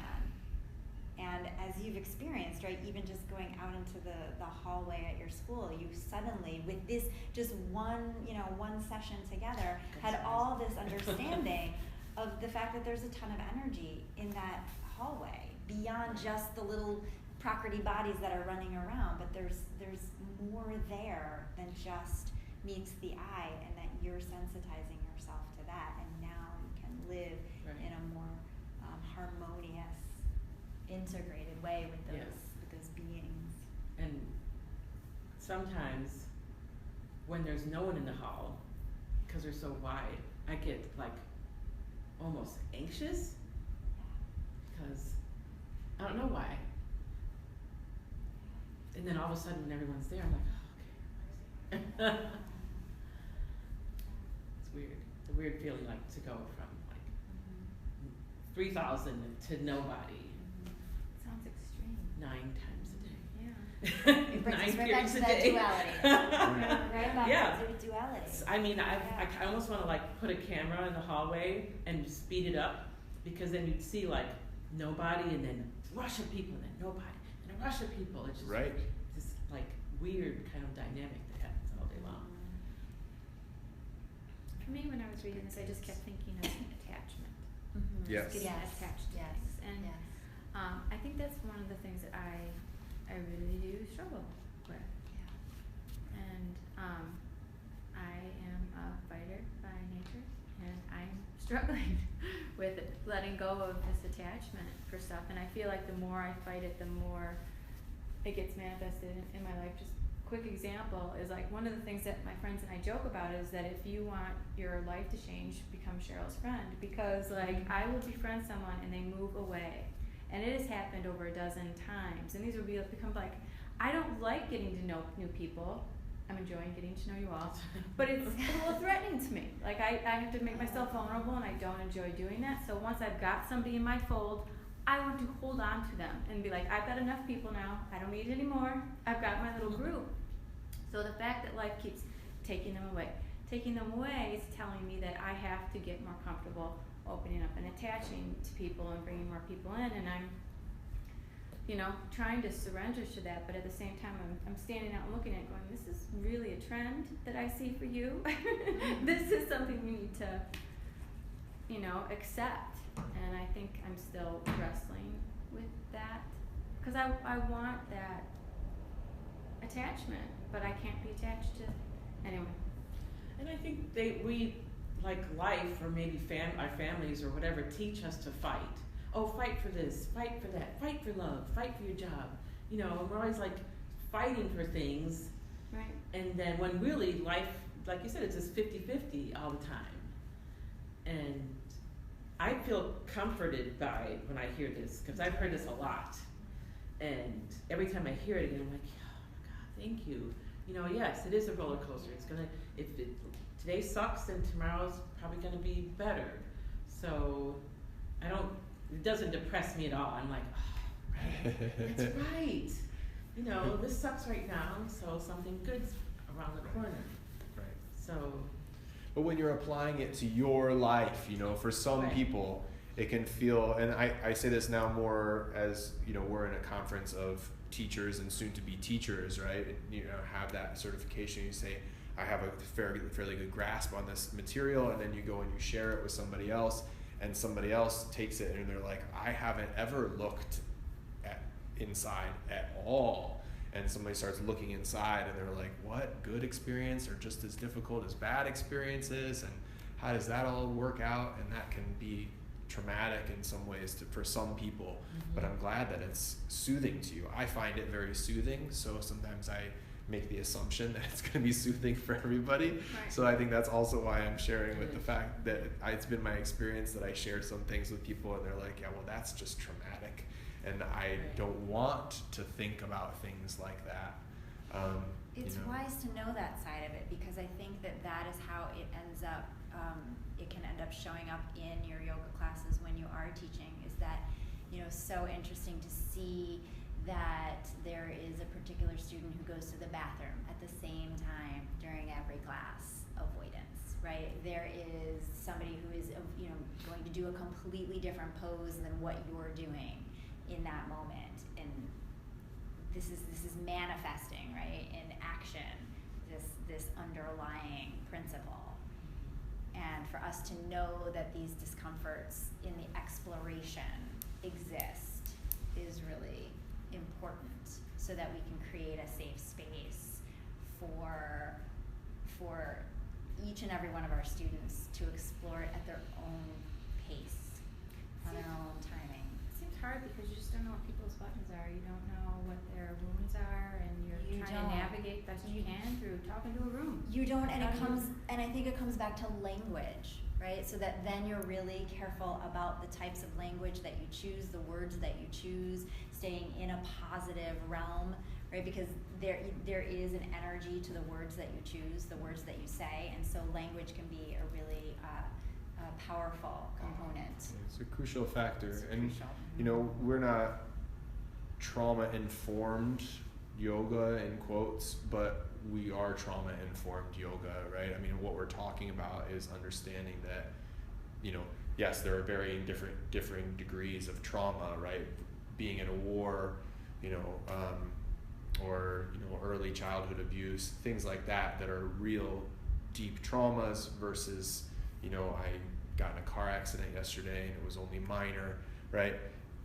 But you never know what people are coming in the door with, right? And we are certainly trying to make a space for everybody that's coming in the door, regardless. And I've had students I didn't know for years. They only would tell me afterwards that they've been, battling cancer, or that they've been, their spouse is going through a really hard time, but they're coming to yoga for their strength and to regain their center and everything like that. That's their self-care, but they don't necessarily talk about it with you maybe until afterwards, or they never talk about it with you. But you're holding space for all of that, right? You're allowing the room for all those people to move how they need to move, do what they need to do. And also, you in can't that judge moment, that, yeah. You can't judge that, and you also can't actually control it. Right, is the lesson that we're garnering from this. So we can be careful, we can be attentive, we can be mindful, we can be compassionate and loving, but ultimately their journey is their journey and my journey is my journey. And we've crossed paths, so a recognition of the energetic influence without responsibility. You always know when I'm about to say something. I do. Yeah, what are you going to So say? yesterday I was having dinner with my girlfriend, and she's like, yeah, yoga always puts me to sleep. And there's this thing in California called rage yoga. Have you guys heard of that? What?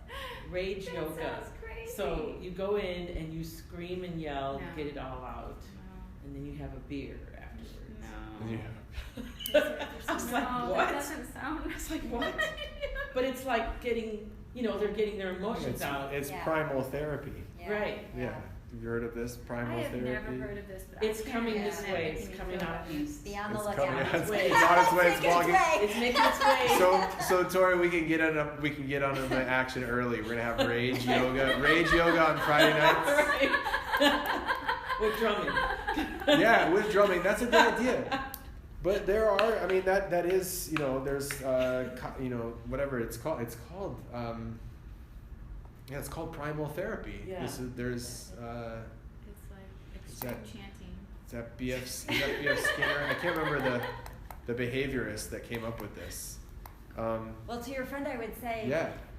you're tired then, aren't you? She is tired. Right? She's a trainer. super tired. She's my trainer. So Yeah, yoga made the space for her to give into her true That's nature. what I which told is her. I said, sleeping. you're supposed sleeping is Sleeping. fine. Come You're on so over, relaxed sleep. that you fell asleep. Yeah, Yeah, that's your true nature in that moment.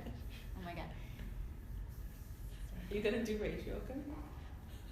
We do rage yoga already. I do lion's breath. Yeah, I was gonna say, so when we do goddess, right, we do Right. lion's breath, that's the same kind of, right? That's the intention. Yeah. Getting in touch with yeah. your emotions, getting in touch with that power, getting in touch with that the inner Yeah. rage, right? Clearing it. It's extremely healthy, and especially for people who have who don't feel like they have a voice, right? Fifth chakra, right? That's Mercury. That's your throat chakra. That's communication. It's speaking your truth. It's all the ways in which we exchange, monetarily, physically, emotionally, mentally, right? All of that's coming through this. And when you're really letting it out, or you're screaming and doing this. I mean, talk about, that's autistic kids, they do this, right? They flap and they do this, because that extreme sensation, they hit themselves. We got guys that bite their wrists. Mm-hmm. They do that when they bite themselves. All kinds of stuff. It's just to feel. It's really, I mean, not just, but it's one of the ways that they self-regulate their nervous system is by going into deep sensation. That's why the heavy blankets, the gravity blankets are now the weighted rage, blankets, right? yeah. The weighted blankets. People are, I just see ads for them all the time online now for whatever reason. They think, I guess Facebook thinks I need a gravity blanket. They're like, Thomas, you need one of those heavy blankets. I know. Yeah, right. Now that it's coming through the microphones. So creepy. It is so creepy. So anyway, right, but that's all sensation. I don't know if you saw that Temple Grandin movie with Claire Danes, right, where she has the hugging machine, and it's like this, it's really true, and we do that through yoga, right? That's what that's part of what the asanas are doing, is they're giving us that tactile, that sensory feedback. Oh, this is what it feels like to push. This is what it feels like to pull, and that in and of itself is really therapeutic. So, do you think it's a little off topic, with the autistic kids, like we put a weighted blanket on one to calm him down. Should we not do that? Should we just allow him to? Oh no, I think it's great. Yeah, a weighted blanket is wonderful because and essentially you're giving them a tool to help them settle their nervous system. Yeah. For sure. That would be my assessment of it. We have this one guy, his name's Jonathan. He's like 7 feet tall, but he loves to hug everybody. And he's like gives the best hugs. You're like, you want Jonathan to be like, come give me a hug, and he just gives you this big, loving, full embrace hug. There's nothing creepy about it. He's super gentle, and it's like the best feeling ever, But that's one of the ways that he wants to connect. He wants to feel that body, Right. that touch. But it's a wonderful question that you ask. Should we or shouldn't we, right? And in every situation, this is what we seek to do as yoga teachers. Should we or shouldn't we? Is this a place where I do intervene, offer some sort of information, or is this not that moment? And just being sensitive to asking the question, just being sensitive is Right. really critical, I think. Yeah. So that we're careful not to impose. Do you guys want to take a quick break? Do you need to pee? Yeah. Sure, take a Yeah, break. because We're cranking. cranking it through. And I even have a weighted eye pillow, oh, nice. which is amazing. So like if Yeah. I wake up too early in the morning, I put it on and it puts pressure on those Right. around here On the and fall back to sleep. I might have to get one. Yeah, weighted eye pillow. It feels a little weird at first, and then you get used to it. I'm just gonna call Michael really fast. And so vegan stuff, some of it I can actually have. Yeah. So yeah, that does make it better. I'm allergic to chocolate. I know, it's really. My heart goes out to you. I am. I still eat Yeah, it though it's occasionally because Yeah. it's chocolate. It's chocolate. Say no more. You don't even have to finish that sentence. I still eat it occasionally. As you should, as one does. I won't tempt you. Okay. So here you go. So Yeah, page you got 62. some tools Come on, right go. here So on here, page so 27 and so on 26. page 27, thank you. He says the yogi learns to control the senses by meditating on me as the highest goal.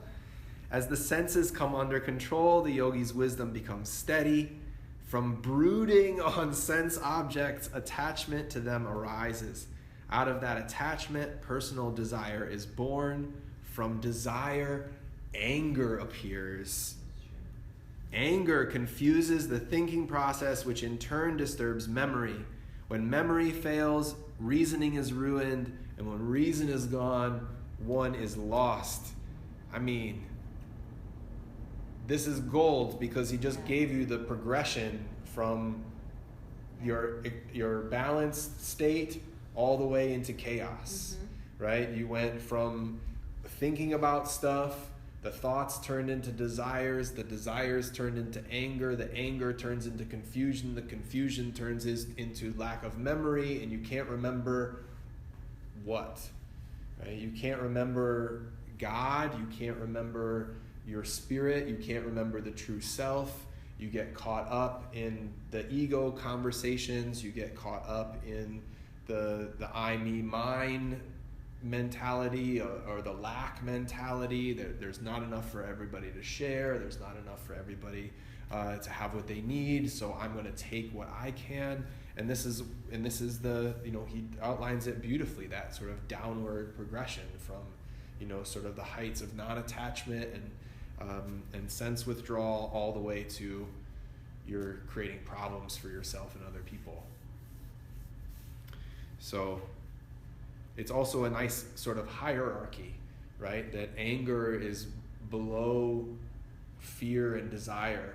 So when somebody's angry, right? When somebody's angry at you, right? Or when you're angry, at the root of that is fear, right? At the root of that is desire, right? So expressing anger is really compensating for either a fear or for a desire.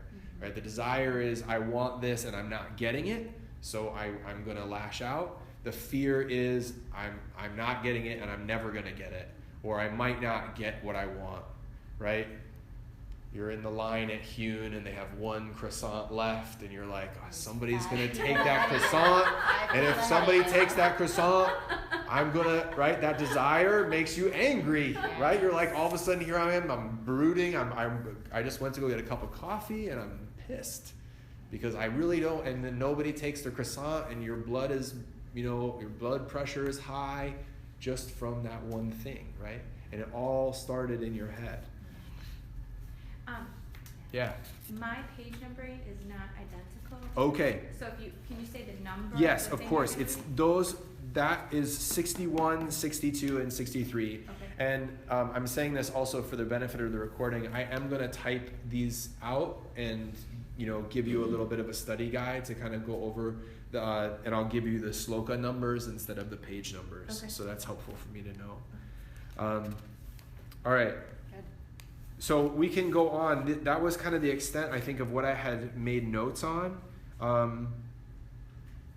Because I wanted to, and Tori, I really did want to address the question that you so poignantly put in our last session, which, what does this all have to do with yoga? And I hope we're answering that question a little bit more as we're going through. And I really tried to highlight things that have to do with technique. Right? And so what the last section that I read, I hope speaks to this technique of practicing your meditation, doing your yoga practices. And he says meditating on me as the highest goal. That means meditating on Krishna as the highest goal. Now, we can, talk a little bit more maybe about what this Krishna is, right? Who is Krishna? Why is Krishna considered to be the supreme deity? How do you feel about, surrendering or meditating to the highest as a supreme deity, right? Do you have to have that supreme deity to be the highest goal to meditate upon? And we could say not necessarily Krishna, but definitely something that is there that says I'm making a connection with the higher self, the higher me, the spirit me. If you don't want to call it something else or somebody else, you could certainly use another spirit or deity that you feel comfortable with. Krishna, many scholars have said, is just another version for Christ, right? And Christ is a title, right? Is Jesus the Christ? So Krishna and Christ, they share this very similar sort of phonetics, and they say that the Krishna is the Christ, and Christ is just an incarnation of Vishnu. The Indians, they say that every time there's problems in the world, the avatar of one of the main deities, Vishnu, comes down to earth. And at one point he came down as Rama, at one point he came down as Krishna, and at one point he came down as Jesus. So Jesus was actually, they consider him in that pantheon of avatars of Vishnu, which is kind of interesting. But anyway, it's that kind of heart consciousness, it's that devotional spirit, and I don't want to speak too much more about it, but if there are questions, but I think it's fairly straightforward as far as what we're talking about in terms of meditating on that higher power, meditating on, when he says, meditate on me. If you go and talk to the people who are in the Hare Krishna tradition, they love Krishna. I went to a kirtan once. Everybody know what kirtan is? So kirtan is call and response chanting. Yeah, they usually have a harmonium, sometimes a guitar, sitar, tabla, drums. It can be just done clapping. It's kind of like a campfire almost, sort of sing-along, if you will. And so there'll be one person who's the caller, and then everybody else is the responders or the response. And then one person will say, the Hare Krishna mantra, Hare Krishna, Krishna Krishna, Hare Hare, Hare Ram, Ram Ram, Hare Hare. And then everybody else will echo back in unison, Hare Krishna. And, you can sing like that for hours, and they change the mantras and things like that. But it's a devotional act, and we'll talk about this more in fourth chakra. But this idea of devotion, and they chant to Krishna. So I was at this kirtan, and the person leading the kirtan, he told me this story about when he traveled to India in Krishna's hometown, this place called Vrindavan. It's full of people who are Krishna devotees. It's like where everybody goes who wants to be close to the Krishna consciousness. And a lot of people there, they've taken vows of silence. And so they often have a chalkboard around their neck. And this one guy came up to the leader of the kirtan I was at, and he wrote down on his chalkboard, "Everybody here is crazy." And then so he read this, and he read this, and he said, and he's looking at it, he's like, okay. So he handed the chalkboard back to him, and then he erased it really quickly, and then he wrote down, and he showed it to me and said, "Crazy for Krishna." So he's just, this is their devotional attitude. It's like, Krishna is life. We are just nuts. He went up to this stranger and he was like, "Everybody here is crazy, just in case. Welcome to Vrindavan. Everybody here is nuts, but we're nuts for God. We're crazy about Krishna." So I like that story because to me it gives me a little bit more of like a friendly vibe to this Krishna, because later if you haven't read ahead yet, Krishna, he like opens up himself, and he contains the whole cosmos, and Arjuna's like, "Holy fuck, oh my God!" So, yeah, he's like, "Oh, I can't take it." So anyway, I like that. I like that image of the devotional Krishna. So thanks for letting me tell the story. I don't know what my point was beyond sharing that story. Well, I think there's some exploration that we can invite into what is your Krishna, what is your version of Krishna, right? That you would like to devote your higher consciousness to. What can you connect to? And it's Krishna for these who are crazy for Krishna. Right. Oh, that's like crazy for Cocoa Puffs. I know, that's what I thought too. Crazy for Krishna, crazy for Coco. And also that we understand, at least I know from my own personal journey, that there has been so much put upon me outside of myself about how I should perceive God. My relationship to God is defined by the upbringing that I had or the experiences that I had, and that I do have some discord with it. And once I opened up this text and could say to myself, well, what if I respectfully decline all that has come at me and I devote to my highest self my prayers and my meditations? What is there? What is there for me to discover? And so I have found my sort of, I've redeveloped or redefined my own connection to my Krishna. It's not Krishna to me, right? But it's right. It's what it You is have your for own you. personal relationship, and I But think to know that you have a lot of deep history and things that have come at you from whatever past experiences you've had with religion. right. And this isn't asking you to just blindly set them aside, cast them aside, and just pick something new, right? I don't think that's what he intends in this text. Yeah.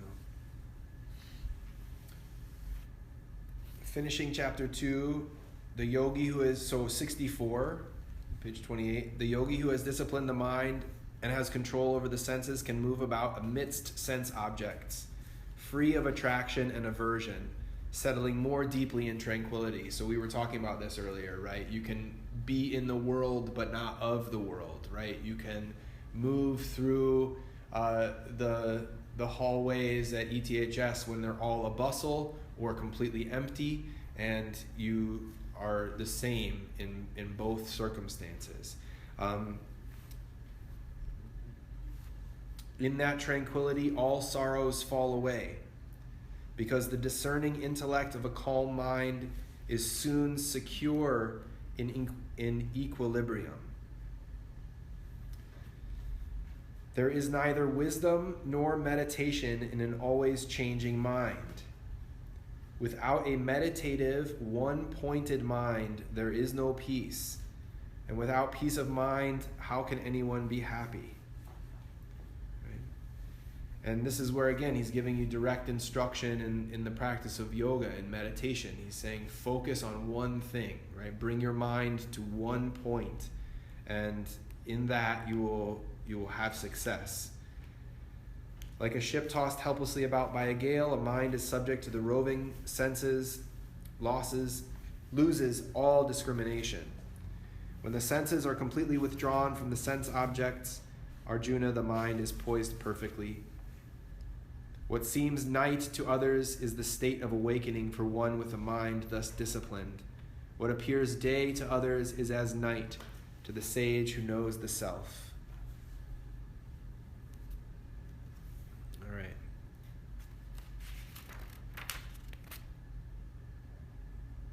Moving on, unless you want to stop me. Karma yoga, the yoga of action. Since you teach that the path of wisdom is better than the path of action, Krishna, why are you encouraging me to do this terrible act of war? I am confused by what seems to be a contradiction. Please tell me a sure way to attain the highest. The blessed Lord said, Arjuna, in the beginning I gave the world a twofold path, the way of discerning wisdom, jnana yoga, and the way of selfless action, karma yoga. Ceasing to do things will not make you actionless, nor will you rise to perfection simply by renouncing actions. No one, this is so helpful for I found when I first read this, no one is free of actions even for a moment, because everyone is moved to do things by the qualities of nature, right? That's the gunas up there, right? That's prakriti. So, and he goes and he says, and this is worth reading, I won't read it here, but the qualities of nature known as the three gunas, sattva, rajas, and tamas, right? Are the three functions of prakriti. And that's worth going into maybe at some point later. But whoever stills the body as if seated in meditation, but mentally continues to think about sense objects, is deluded and a hypocrite. Dang, Krishna. Just tell it like it is. In order to excel, mentally control the senses, let go of all attachments, and engage the body in karma yoga, selfless service. Do your duty. Such action is better than doing nothing. If you attempt to renounce all actions, it would be impossible to maintain your body. The world is bondage when actions are done just for your own sake. Therefore, Arjuna, make every action a sacrifice, utterly free of personal attachment. After creating humankind together with yajna, sacrifice, the Creator said, through sacrifice you will increase yourself and get everything you want.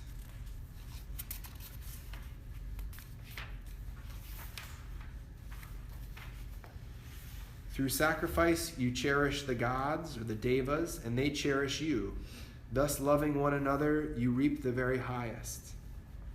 Cherished by your spirit of sacrifice, the gods give you everything you want. But remember, whoever receives gifts from the gods without offering anything back is a thief. Righteous people who eat what is left after yajna are freed from past sins. But those who prepare food only for themselves are creating more sin.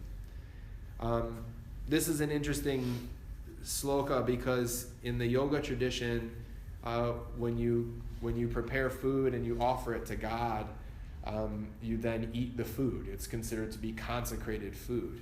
And in the Bible, it states very clearly, and I believe it's Old Testament, that you're not supposed to eat food that's sacrificed. You're not supposed to eat that food. So some people will actually take issue, and this is where they say, yoga is heretical and all that kind of stuff, according to the Christians.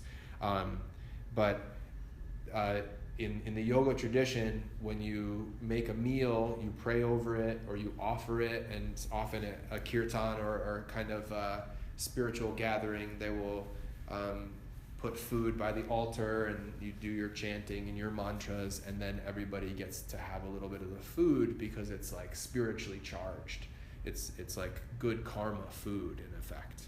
I just wanted to pause and make a note there because it's going to say the opposite thing in other scriptures. Okay, from food all beings arise. From rain, food originates. Rain is the result of selfless sacrifice. A sacrifice is the result of actions. And sacrifice is the result of actions. Can I ask a question? Yes, please. I mean, back when this was written, did they think that rain was controlled by the gods and rain is science? Right. I'm just Right. I don't know. Because rain is not the result of selfless sacrifice. Rain is the result of meteorological things. Right. Absolutely. We're not saying that, okay, because we did the rain dance, it's raining. Yeah, that's what Right. But might we be holding the possibility that the rain dance did Cause the rain. cause the rain? What? Are we holding any space for The possibility that the rain dance did cause the rain. did cause the rain? I suppose it's possible. Right. But in general, I don't know. I think I guess there are a lot of different ways we could go with this, right? And one of them is, does the rain dance actually cause the rain? Is the external environment a mirror of the internal environment, right? On every level, right? Because if I come into this room and I'm pissed, I'm gonna have problems with all of you, most likely, because my internal environment is in turmoil. I'm going to have relationships and interactions and communication that is also tumultuous. Mm-hmm. If my mind and collectively minds and bodies are in a rage, right, is that going to affect the weather? Now, I don't have any scientific evidence to prove that it does affect the weather, but I think I leave it on the table that it's a possibility that the collective suffering on the planet is also contributing to environmental devastation. And vice versa. And vice versa, right? It's a closed system, right? And this is what yoga is definitely asking us to entertain, that are we much more powerful? Because it's possible that all those kids do have those kind of antennas popping out of their head, and they're all buzzing with that energy, right? Those young people have a different kind of energy, and when you're around a lot of those young people, I think it is palpable. I think that it is a force to be reckoned with. Now, I've got no proof that, right, because we're all having challenges, the weather is also having challenges, but I think it's one hand washing the other from that perspective. In this text, and I feel like you both might want to say something, but in this text, if we solely take it as a metaphor, right? If we solely take this as a metaphor that the rain is a kind of sacrifice, we could say it's actually a beautiful poetic notion that the clouds are sacrificing themselves to become rain to feed the earth that grows the food. The food grows to feed the people. The people then appreciate and take care of the environment, the waters, the lakes, the rivers, that is evaporated, goes up and becomes the clouds, and then the clouds commit a sacrifice by dying again, dissolving themselves into rain, and that feeds, and then the whole cycle continues. So in that sense, and that's the way that I first read it, is that the rain is the result of selfless sacrifice. It's the rain's sacrifice, not because I put the candle on the altar or I said certain prayers. It's because it's the nature of the rain to sacrifice itself, right? It's the wood is sacrificing itself for my heat. The plants are sacrificing themselves for my nourishment. And what I can do as a human being is pay respect to the plants that have sacrificed themselves for my nourishment. Or if I'm a meat eater, I can say, a prayer, thank you for dying for my food, right? Thank you to the cow or whatever that is now my hamburger. I say, I can do that respectfully, right? I don't have to be, I'm not saying anything against veganism, vegetarianism, or any of it, but I don't necessarily have to be a vegetarian to have a real deep respect and relationship with my food or with the environment. All right, I'll stop talking. So no, I was just gonna say that isn't it interesting that all the water on the planet is the same water that's been here like for millions of years? Yes, right. That's all. I just when someone told me that, I don't know, 20 years ago, that's so amazing. It's all the same water. But yeah, that makes sense because the clouds, what if they just held on to it? Right. Yeah. Everything's gonna, that's mine. Yeah. You pour saps down there. Totally. Yeah. I like my water. I like my water. I'm gonna keep it. Or for me, go find yours somewhere else. Right. Right. It's interesting when you personify nature with human traits, Right. And you're like, cloud just wouldn't be greedy like that. But yeah, that's how we Or like. did cloud or was it just like it couldn't take it anymore? Right. Was it just like the bladder just exploded? Right. Didn't make really it to the bathroom. It didn't want to do it, but it just like peed on itself. Yeah, exactly. Right. Exactly. Yeah, I didn't want to flood that town, but I just had to go. Hold it anymore. How does that feel for you, Cheryl? Well, my degree is Bachelor of Science, and so it's like I'm an engineer is my training, and so like I just think about this stuff. I'm like, well, the temperature reached a point where it couldn't hold on to it anymore, so I had to let it go. Yeah. So as I'm listening to you, I'm not giving it human traits. It's just these are environmental conditions that existed. Hence, this is the reaction. So I do go more into the cerebral place of like, all right, well, that's just science. But at the same time, like, I would say I definitely buy into the sense of energy amongst people and being able to feel that, and that I don't have to have any more tangible results than just watching it. But the notion of, Native Americans out on a plane doing their little dance to bring on the rain always to me felt like they just need a sense of control, and this is making them feel better. Right. And so, that's true. That's absolutely true. Sorry, I didn't mean to cut you off. No. I was going to say that's absolutely true, right? There are certain tribal traditions that were instituted for control, right?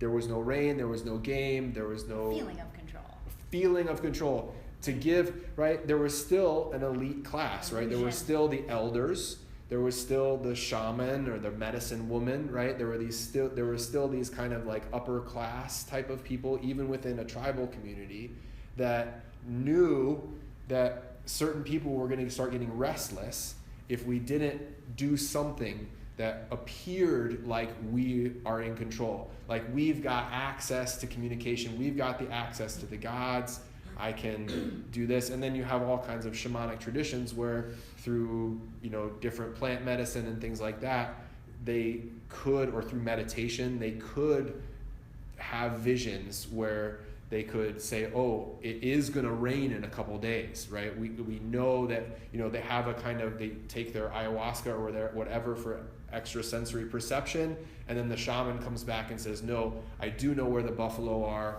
They're two hills over and down by the creek where we camped last spring. And then they go there, and sure enough, the buffalo are there, but they're not just, it's not just coming out of the ether somewhere, right? They're doing these rituals and they're having these experiences to give them that capability, right? And it is almost superhuman, but then it does get sort of structured in this control system of this will help us maintain our position of power as the elders of the tribe that can then, we do these dance rituals every full moon and new moon, and everybody has a really good time, and we have spiritual connection to the natural world, which is healthy, and it also gives us that sense of we made it rain, right? For you, right? You're welcome. Be grateful, right? Be grateful. Bring the biggest, buffalo thigh to our tent as an offering when you get back. No joke. I mean, we think that certain societies, they were very advanced, but they still had these control structures, and they still worked on these same kind of, I don't want to say superstitious, but it's still a primitive mechanism of control, right? And now we like to say, okay, it's the high pressure system that, the cool air meeting the hot air, and it came together, and that's where you're going to get the lightning and the storm, right? It makes perfect sense. Everything comes together. But why there? That's what I was going to say. Right, but the science is the science is the study of that which is happening. Right? It's the explanation, but it's also the study of.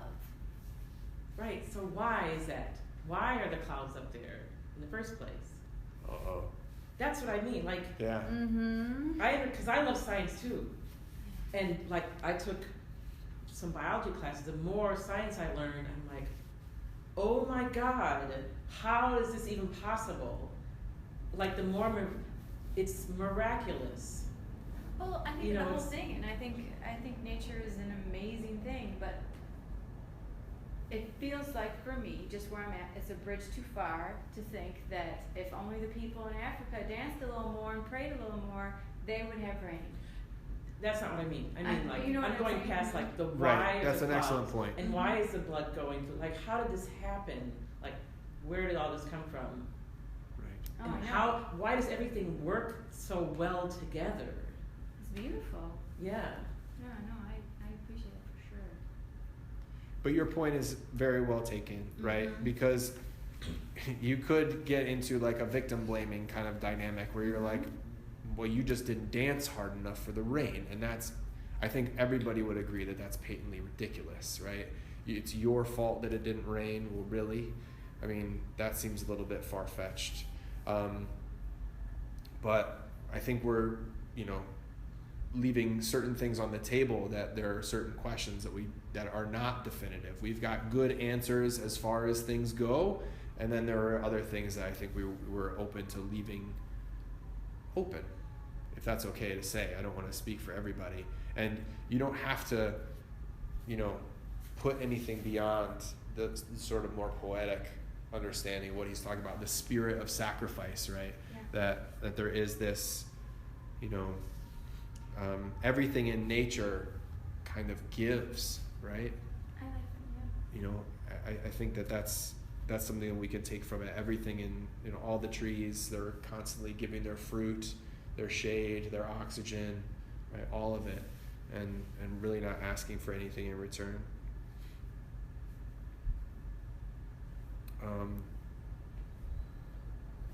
Is there any other thoughts on this? I think it's a worthwhile topic, but we'll probably come back to it at some point in other ways, because it definitely plays on things like extrasensory perception and different meditative states that we come into, where we have sort of precognition of things that happen, and we don't know why we have them.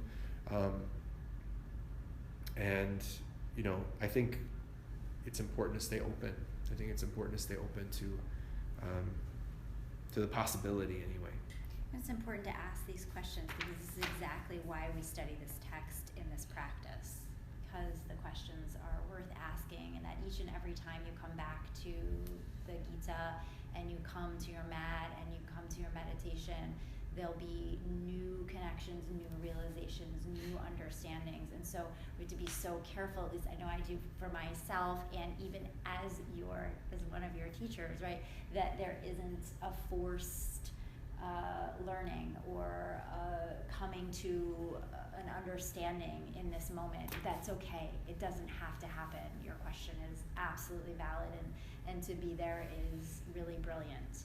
And we'll let that unfold as well. Right. Yeah. So we don't have to solve it in this moment.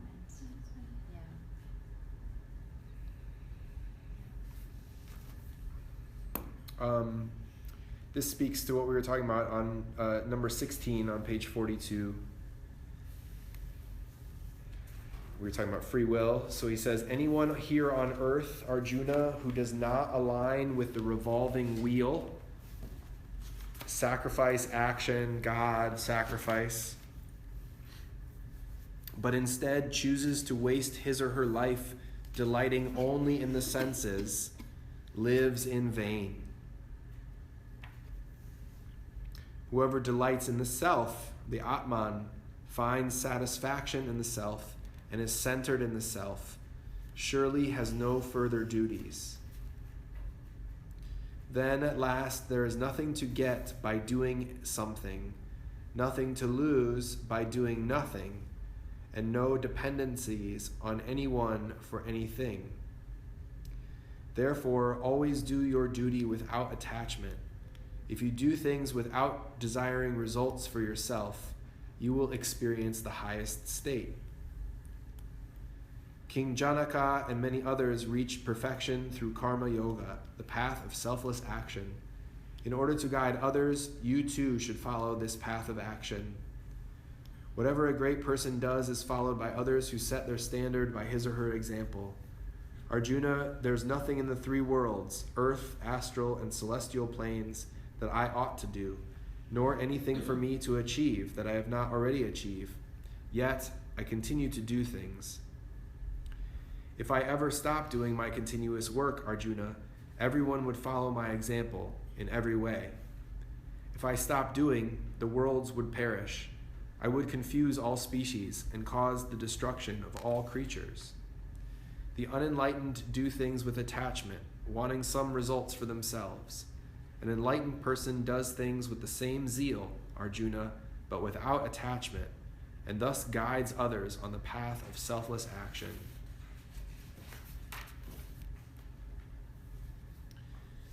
So, again, fruits of your actions, right?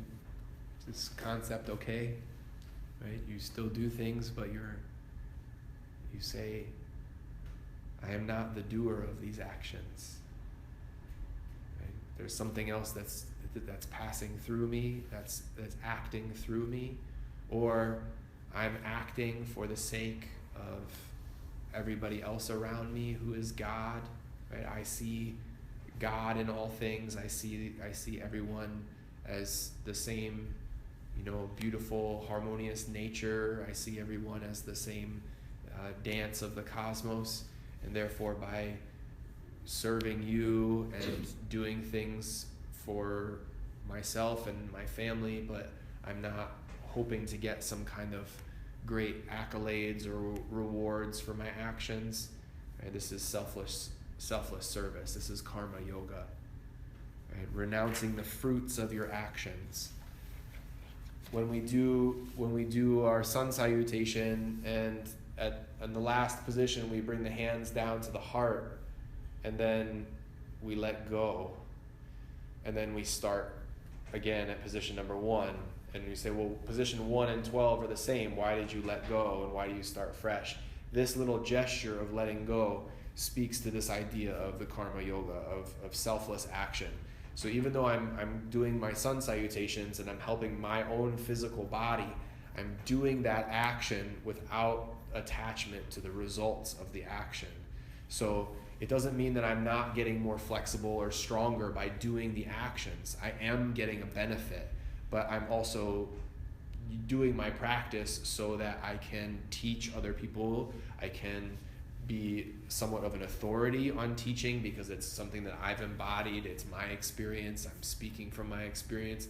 And then I'm also doing my practice so that I don't get injured when I'm teaching my classes, but I'm also then I'm doing that practice partially with the intention of sharing what I'm doing with other people, right?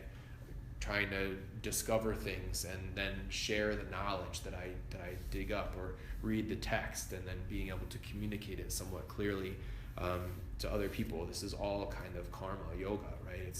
It's an action without being attached to the fruit, right? Super hard. Mhm. Super hard to do. Super hard to do, right? And again, you can say especially with children, right? With kids, because we want to do things for them and we want them to get the benefit, or we're trying to help them, and we're really, right? Like Rachel was talking about, Michael was at a soccer game, and it was tied up 3-3, and it was at the very end of the game, and she was getting all into it and really excited about, really attached to her son winning the game, right? Because And they were then, going to be seated in first if they won. right, and so there was like even more pressure to like win, because then they were going to be ranked first, right? And then you said that at one point you were like, wait a minute. And in that moment, to be like, to step out of it, right? Even with all the cheering fans around you and everybody, the other parents screaming, and it's, I don't know if you've been on the stands, right? Parents get crazy about their kids, right? They get it was like all heated. But I looked over at the other side, the team's parents of the other team that they were playing. Yeah, so Michael's opponent. And when I looked over there, I thought, boy, they really want to win too. And so I took a deep breath and I told Thomas that I said to myself, well, whoever's meant to win this game should win this game. And I'm here just to find out. I'm here just to be a witness of it. Whoever is meant to win this game will win this game. And it ended like a minute later by my son's team scoring the final goal and winning. But I was less attached to it. I was so happy for them, but I didn't, let out the big yeah, we won and you lost kind of thing. It was more, it felt more holistic. It always feels so good to just be like, you lost. Yeah. And when my son came home, I said to him, and he was so excited, I said, it feels so good to win, doesn't it? Right? So to bring him into just really appreciating the experience of the accomplishment. And that doesn't go against, right? And that's, I hope that point was clear earlier, right? It doesn't go, like, feeling good about the fact that you won doesn't go against this, right? It might seem on the surface like it's contradictory, but we can feel, okay, yes, I won, but I'm not attached to staying number one. I'm not attached to winning every game. I'm not attached to it going this way all the time, or that I'm gonna, remain on the mountain peak the whole time. Or that somehow it's a definition of who I am. I Right, am a right. winner. I am Right. top dog. You made it a feeling. Yes. It's a A feeling. celebration and Right, experience. as opposed to like an identity, right? Right. Where Yes. right. That's really good. I am the winner, Yes. right? It Or did I the am s- the loser, right? I do the Because we same could thing, just right? as I was easily. gonna say I do the same thing with grades. I say to my son all the time, you don't need to get straight A's. I want to know that you're applying yourself and learning the studies, but you make a mistake. You are not your mistake. That is not your identity. You are not your mistake. And when I said this to him recently, I said it to him. I mean, he started to well up into tears when I said, you are not your mistake. And it is unrealistic to think that you will not make mistakes as That's you really go good. along in your life. So without setting unrealistic expectations, we recognize this was a mistake, doesn't feel good, and so what is your next right action? What is your next perfect practice? I was reading an article about this recently, and they're talking about kids, and specifically to this notion of labeling yourself as a winner or a loser, and how it keeps so many kids from trying things because they're so afraid that they could become a loser. So putting that frame around it, it keeps you limited from trying new things. And I was like, that's really true. I've seen that a lot around me. Yeah. I just had a question. What did you mean when you said we are not the doer of our actions? What is Right. you said that? It's such a That's good so- question, Tori. You always go right for the heart of I it. know she does. It's great. So you are not the doer of your actions. The nature is the doer of your actions. The flow of biology is the doer of your actions. And this, your partner might really like what I'm saying right now. Right? That we're under the influence so much of our biology. We're under the influence so much of our conditioning. And we generally act out our conditioning and our biology. So it's like nature and nurture, right? To put it in those kind of like child rearing terms, right? So we're a product of both our nature and our nurture. And partially, right, we could say our dharma, our mission that we're here to accomplish. But we accomplish things not as the doer because we're not taking ownership of the results, right? So even though the physical body that has the name Thomas is the one that's cooking dinner, right?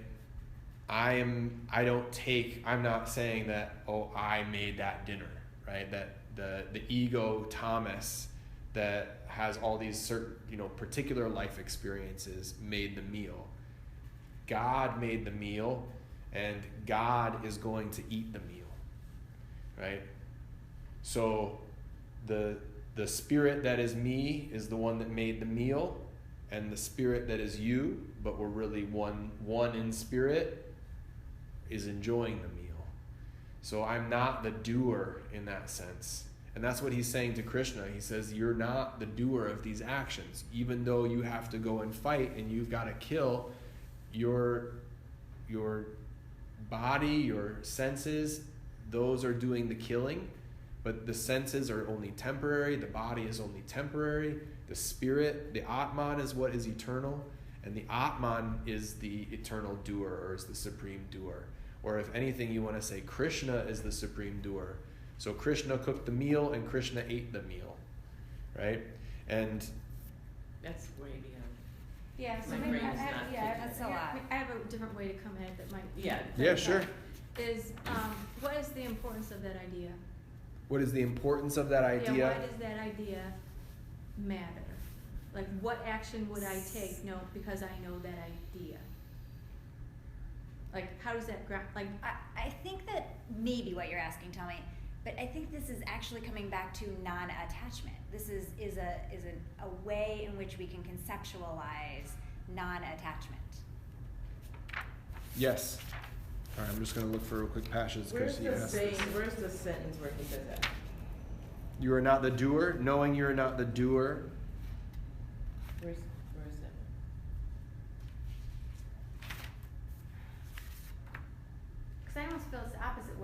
my soul's I not know. the doer. Right, my soul's not the doer, but my physical My body, manifestation my here is brain. doing it. But what is making the body do it?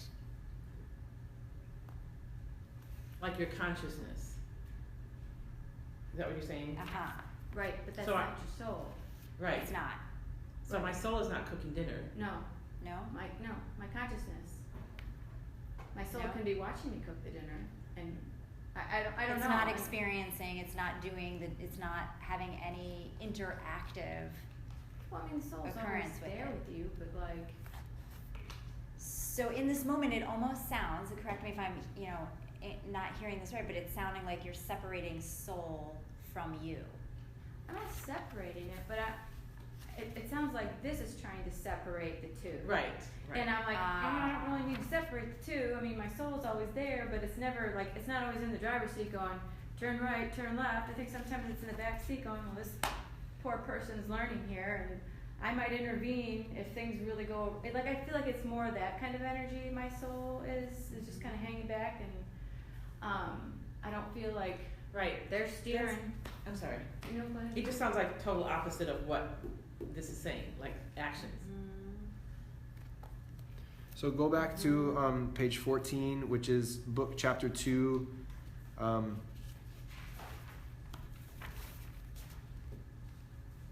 What page is this? I'm on page 14, and it's Sutra 15 in chapter 2. In fact, that person who is not tossed about by sense experiences and always stays balanced in pain and pleasure is fit to experience immortality. What is not has never been, and what is always is. This truth about the real and the unreal has been realized by the seers. So what is not, according to this is where we run up into the cultural difficulties. So what they say is what is not has never been, and what is always is. This is like your conceptory of that we have the same amount of water on the planet that we've always had, right? In physics, they say matter cannot be destroyed. It can only be transmuted. It can only change shape. It never goes away completely. It can't be annihilated. It just breaks down into smaller parts and then reassembles into other parts. Know that all this vast universe is pervaded by that which is indestructible. No one can destroy what is everlasting and imperishable. The indwelling one is eternal, indestructible, and immeasurable. The bodies of the indwelling one are impermanent. So you, as a physical body, are impermanent. And because you are impermanent, they actually say you're not real. You're not the real. You're insubstantial because the body is temporary. Because all forms are temporary, this building, the bricks, eventually it will be reduced to rubble. Somehow, some way, over the eons or whatever, this building is going to not be here anymore. And, neither will we be. So because we recognize the impermanence of the physical body, we say there is then this permanence or this spirit or this Atman, the true self, that is able to witness all the changes. Right? So when you go back and you say, okay, there was a part of me that when I was 10 years old, I can have a memory of being 10 years old. I can have a memory of being 15 years old. I can have a memory of being 20 years old. Right? I can have a memory of last week or last year. And even though my life circumstances and everything was different in each one of those memories, there is something in me that has remained constant. Right? Even though I've learned new things and my opinions have changed, that there's a constant thread that exists through all of that. Right. No, I understand that. Yeah. Right. And ashes to ashes. yes, but I understand what you were saying too about that we go from, it is a shift, and I think this is why this question is so important, because we generally think that the soul does nothing and the body does everything, right? The body is doing. And here, right, what we're saying is that the soul is the doer, right? That Krishna or the Atman is the ultimate doer, and the body isn't really doing anything. But it's almost like the soul is the doer, it is the creator, but the body is the action. I mean, the body is taking the action. The soul is unable to do it without the body. Yeah, that's well said. The soul is unable to do it without the body. And the body is unable to do it without the soul. They're not separate. So picture this, before you were born, you went to the heavenly registrar's office and you signed up for classes, right, called This Life. And you had a whole bunch of choices that you could check off, and all those choices that you made got you here, right? You can't, as Rachel just said, you can't have the experiences without registering for the courses, right? And you can't be enlisted and enrolled in those classes without getting this thing called a body, right? But while you're here, you're meant to use the body intelligently. Try not to abuse it too much, right? Mm-hmm. Although that might be part of your learning experience, that might be part of what you're here to learn. My teacher, she's always like, I don't know. She's like, I've never been interested in drugs. She's like, I think I must have been, a drug addict in my last life or something, and I like got it out of my system, And so, and I that was a mind blower for me because, I kind of grew up thinking people who use drugs are just bad people, right? There's something wrong with them. It's their fault, right? It's all that kind of crap that we used to say. But when you put it in the perspective, like, well, maybe that's actually their mission, right? And again, maybe it's their mission to be in a family that has to deal with having somebody who's challenged by drug abuse, right? And, we don't always know what the reasons are for all of this happening. But again, that person, that they're using that body to have that experience, to have those lessons.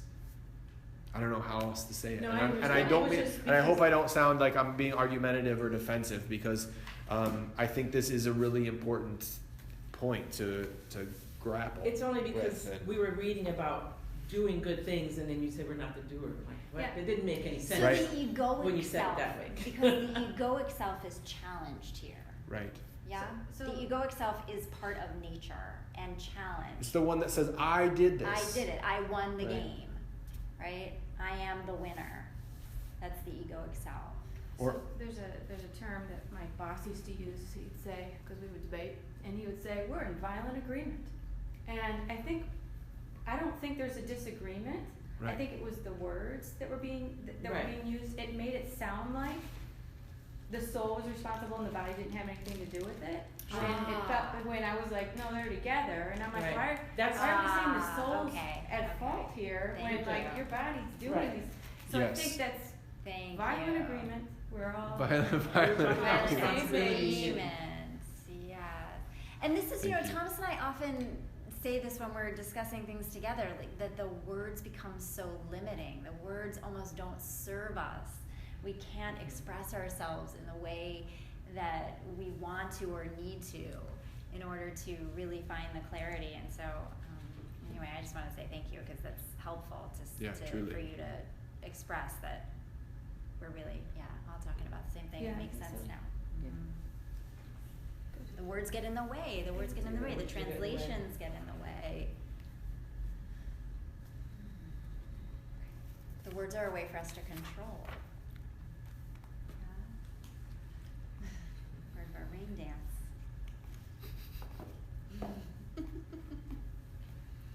I'm just keeping my eye on time if we want Yes. to talk about. The chakra. So let's finish up chapter 3.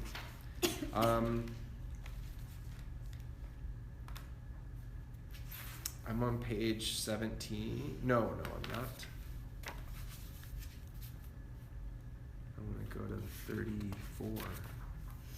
Sloka So 34. Sloka 34, which is on page 45 in our textbooks.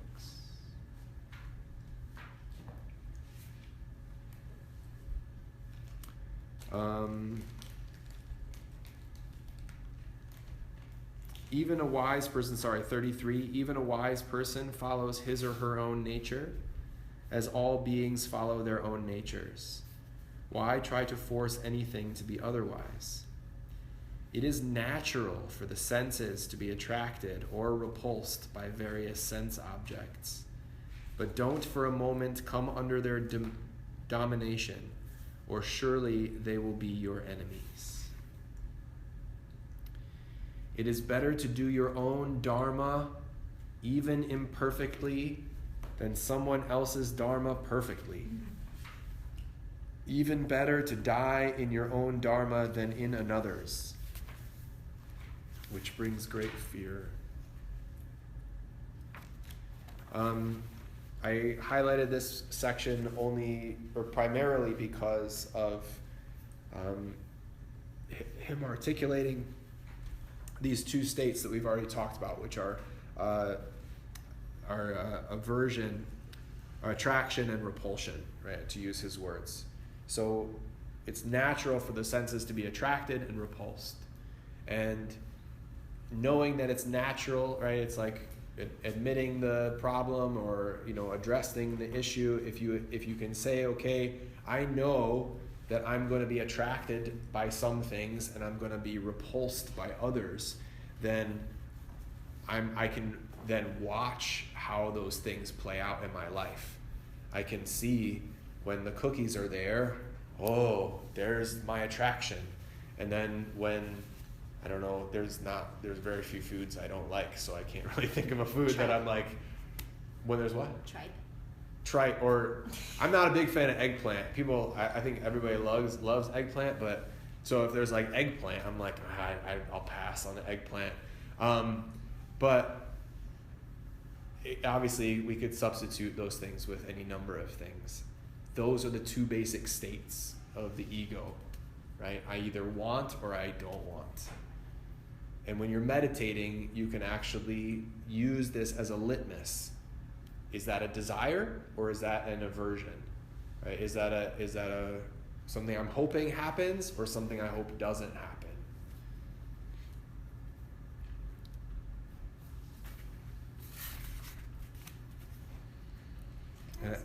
Yes, please. That's really all I had for this chapter, but we can keep going if there's anything else. Yeah, go ahead. 26. Yes. I thought was relevant to our teacher training. A wise person will not disturb the mind of an unwise person who is still attracted to the fruits of his or her actions. But by continuously performing perfect or selfless actions, the wise person influences others in all they do. Yeah. Right? So what does that mean to you then? Well, I think about it just in terms of being a teacher. It's like, gosh, how do you teach somebody something if they're in a place where they can't hear it or is so opposed to, well, even from my perspective as a screenwriter, I have some pretty opinionated things in there that, my intention is to help nudge people along and help them, but I'm probably going to end up pissing off a lot of people too. And so it's like looking at this, I'm like, oh gosh, how do you navigate that? And I see where they say just keep being this wise person, and that's doing, how you live your life, but I'm creating characters that are doing things. So this is a hard one for me. Yeah, it's right. It's setting the example, right? I don't know. Well, and you're storytelling, so your characters are setting examples, and your characters are exploring and questioning the concepts and the philosophies in their own ways, and so they're setting the example for those who are watching your movie, and maybe it will connect and inspire them to ask that question of themselves or see in your characters themselves. But you're still only doing it for your journey, not for the purpose of others' journeys.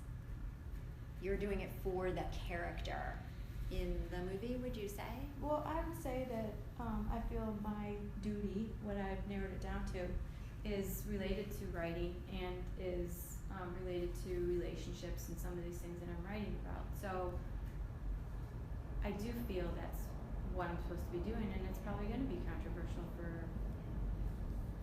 some people. And I learn best through theory, not through doing. I just don't do well with having to do an action and then expect me to learn something from it. I'm much better staying up here and removed and like, so I've got characters that are kind of doing that up in theory. And it's going to piss off a lot of people, I'm afraid now. I'm a little worried.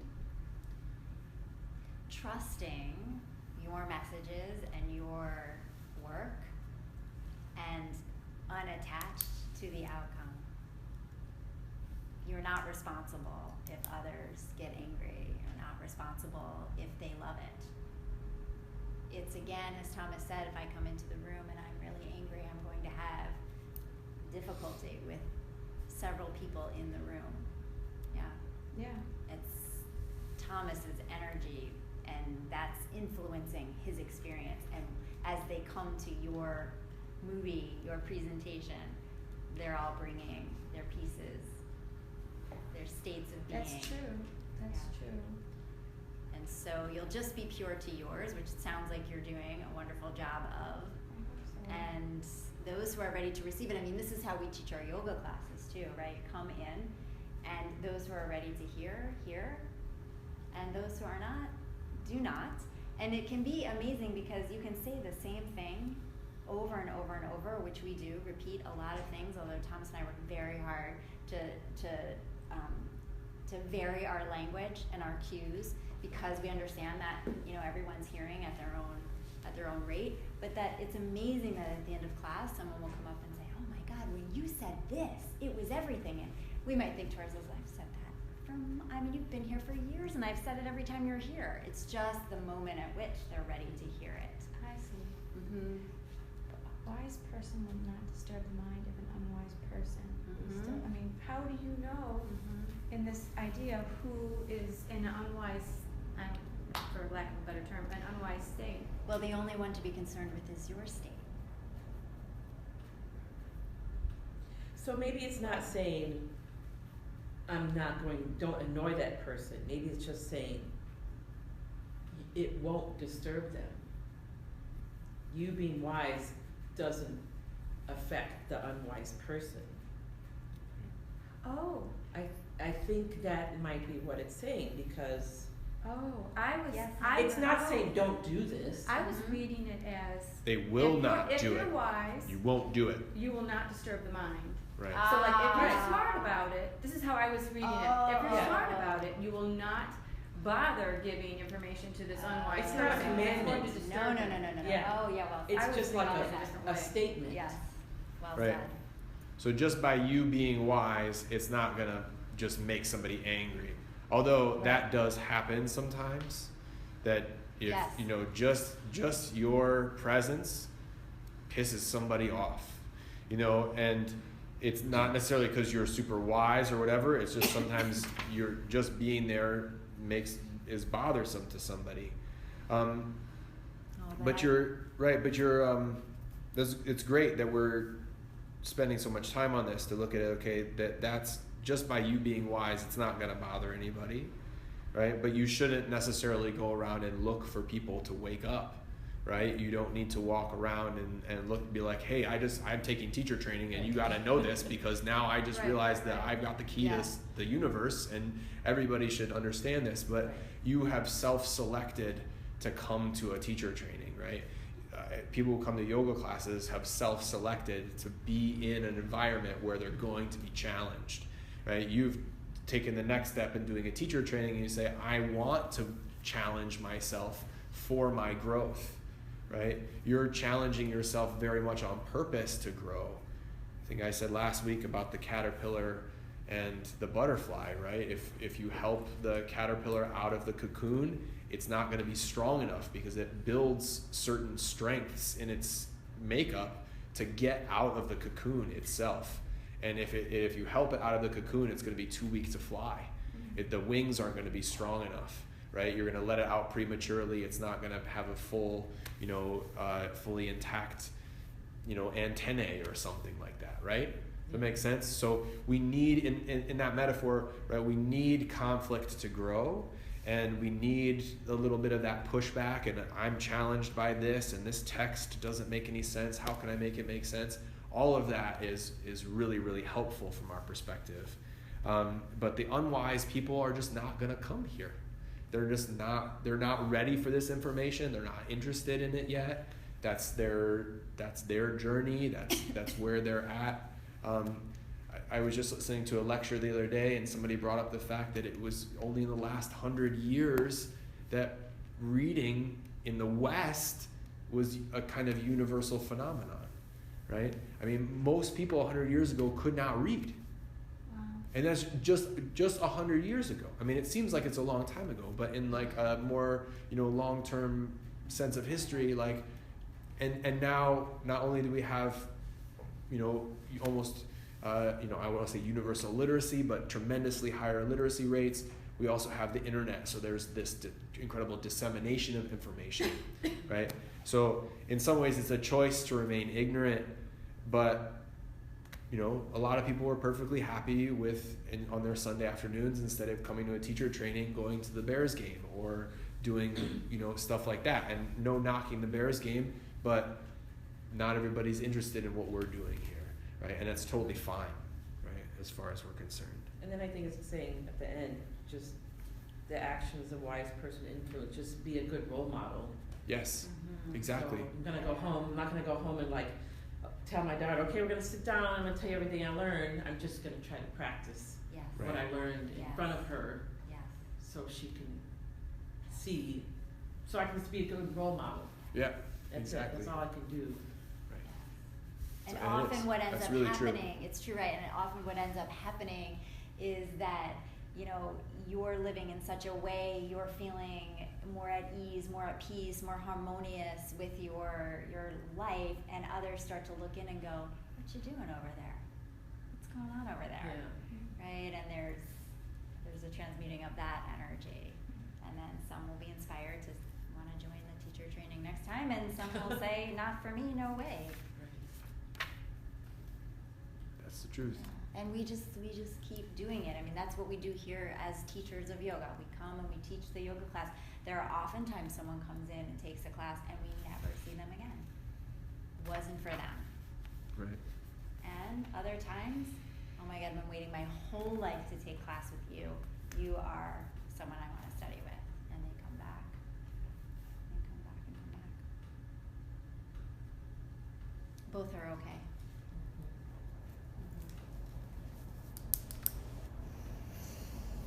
Sutra 37, page 48. The Blessed Lord said, "Know that the enemy here on earth is personal desire and anger, which arise from the all-consuming rajasic guna, or the restless quality of nature. Like fire covered by smoke, like a mirror covered by dust, like the unborn fetus completely surrounded by a membrane, just so is the wisdom in humankind covered over by the insatiable fire of desire, the constant enemy of the wise. The senses, mind, and intellect are the seat of desire. It is this desire that veils wisdom and deludes people. Therefore, Arjuna, take control of your desire, the sinful destroyer of wisdom and self-realization. The senses are stronger than the body. The mind is stronger than the senses.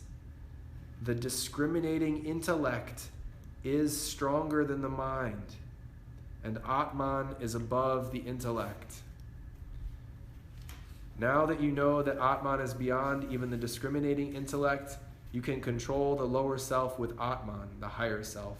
And although it is difficult, utterly destroy your deadly enemy, personal desire."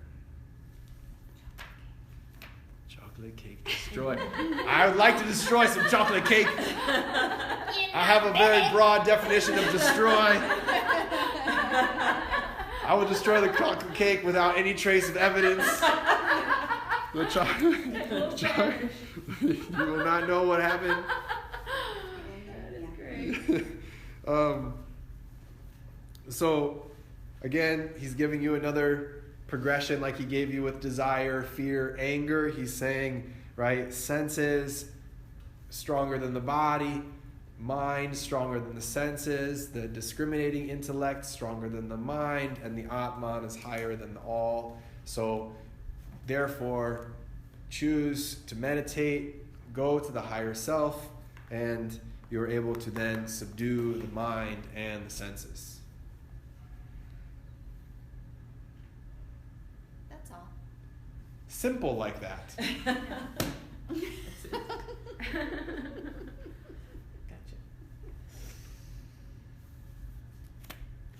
All right. Deep breath. Yeah, deep breath. So that's the sutras.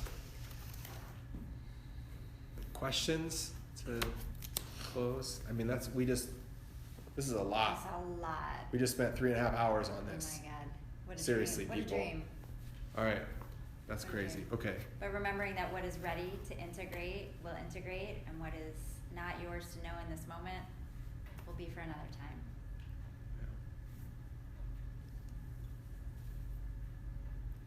Your questions help so much, right? Your comments help so much. Because, right, we're always reading this from our own perspective. And that's why it's so nice. Anytime you have the opportunity, if somebody's interested in talking about the Bhagavad Gita, talk to them about the Bhagavad Gita, because you can have these questions come up, or their perspectives like, oh, I was reading that completely differently. I was thinking about it from like you so said, that thou shalt not Yeah. perspective, right? That's such a good way to phrase it, right? There's this injunction there to you better not disturb anybody. So that's really helpful. So helpful. Such great communication. There are a few things on here on the list of our itinerary today that we will save for next week, because I think it will be really helpful. Both of you will be here next week, correct? Yeah. Okay, because it'll be really helpful, I think, when we go over the roadmap, that section, nuts and bolts, asana, because we'll get into postures next week. We'll start to deal a little bit more with physical asana and things like that. So having some of these things around will make a little bit more sense in that context. Just take a look briefly at the homework, the Gita's chapters 4 and 5, and I'll include some textual points in the study guide I send you for 1, 2, 3, 4, and 5. And then again, we're just continuing to look at the book 1 of the Yoga Sutras. What we wanted to do now is go to the page that says section the first chakra, Muladhara chakra, and we'll start with the second chakra next week, because I think it'll be nice to begin each section with the actual chakra. So if you look first at the image, and just a few things to take note of in the image. The color is red. The symbol is the circle with the square inside of it, so the cube. This denotes symbolically foundation. So your first chakra, your root chakra, is that foundational piece. The symbol with the triangle, right, the downward triangle, also denoting earth, but that also has to do with the mantra. And then you also notice, of course, the 4 petals surrounding. The word chakra is generally translated as wheel. However, the image or the depiction of the chakras is often as a flower, and they'll say it's the lotus flower, right? Each chakra is its own lotus flower with a particular number of petals. And the reasoning for the number of petals, the closest I can come to is that there are a corresponding number of nerve endings that correspond to that area and region in the body of chakras. There are other esoteric meanings for the petals, but that's beyond the scope of what we're going to get into. And you can certainly pursue that if that's interesting to you, if the chakras are something that you really feel like are something you want to dig deeper into. So section the first, Muladhara Chakra, the Bija mantra, this word Bija mantra, Bija means seed, and mantra is a sound code, right? So you're welcome to write on this. I'm happy to print them up again for you if you want to take notes. You can write on the back or on the second page. There are 2 pages to what we're about to get into. So the petals clockwise from the upper right are Vam, Sam, Aham, and San. And again, these are word syllables, are phrases, are single sounds that have to do with the chakra itself. So if you couldn't practice any asana, or you didn't have access to an acupuncturist or anybody else, you can have an influence on the chakra through sound, through mantra, right? You can chant Lam, right? You can repeat Lam, Lam, and visualize that sound sort of like ringing a bell or striking a gong in the first chakra, and that is a way to have an influence on the functioning of that chakra. The presiding deity is Brahma, and we can go over a Hindu cosmology at some other time, but Brahma is one of the 3 main deities of Brahma, Shiva, or Brahma, Vishnu, and Shiva, and Brahma is the creator, or is the creation aspect of consciousness or of the world.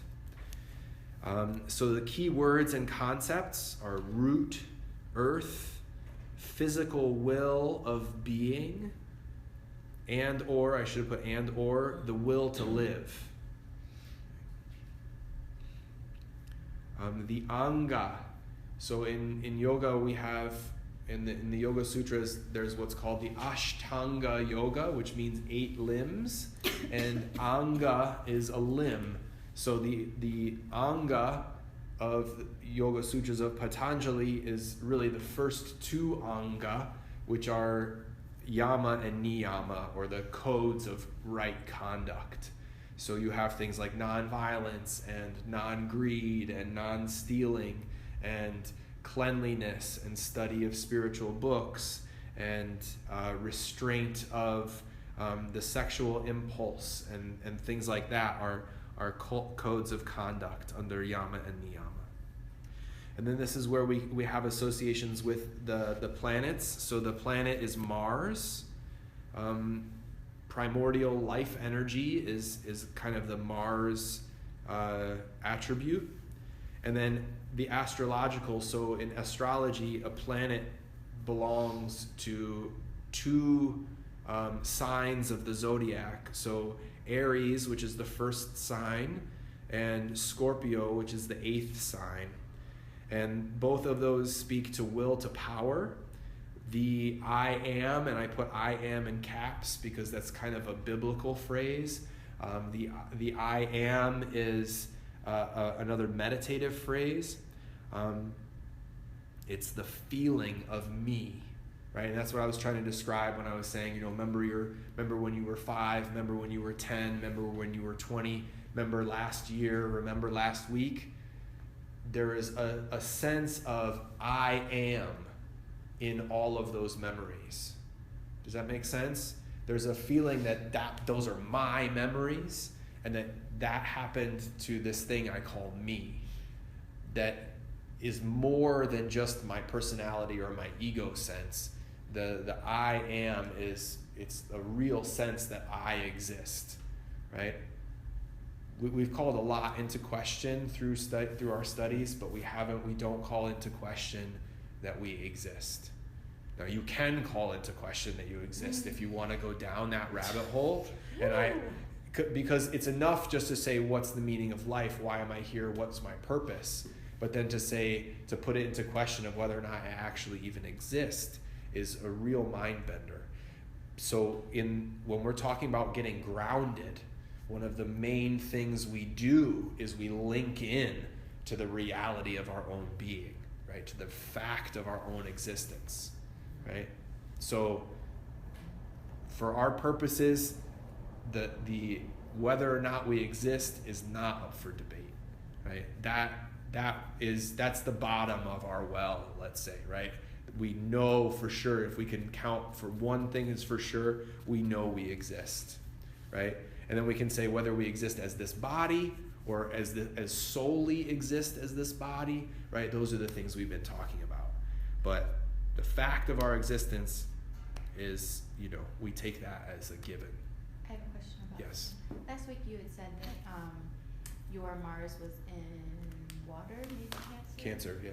And that like when I was thinking about that, doesn't that create steam? Yeah. Okay. So like So it's like ineffectual, right? steam is not ineffectual. It makes some pretty good broccoli. And dumplings too. I mean, no. Oh, and what? Dumplings. There's a nice And facial. dumplings. Okay, Steamed fair dumplings. enough. So steam can be productive, right? Yeah. But so I was joking in the context of my Mars being in Cancer, because when my Mars goes to do something in an aggressive way, it just creates steam. It's a bunch of hot air. You know what I'm saying? Air balloon. It could float an air balloon, and that's probably where I should go when I'm in my Mars and Cancer angry mood. I should probably go isolate myself in a hot air balloon. I should use all that hot air to go Rise above it. to isolate myself, put myself in a corner and work out whatever Thomas has to work out, And that, I think, is an appropriate metaphor, right? The water, right? Because water is substantial, right? Actual liquid can move through rock and wear away, wear caverns in canyons and things like that.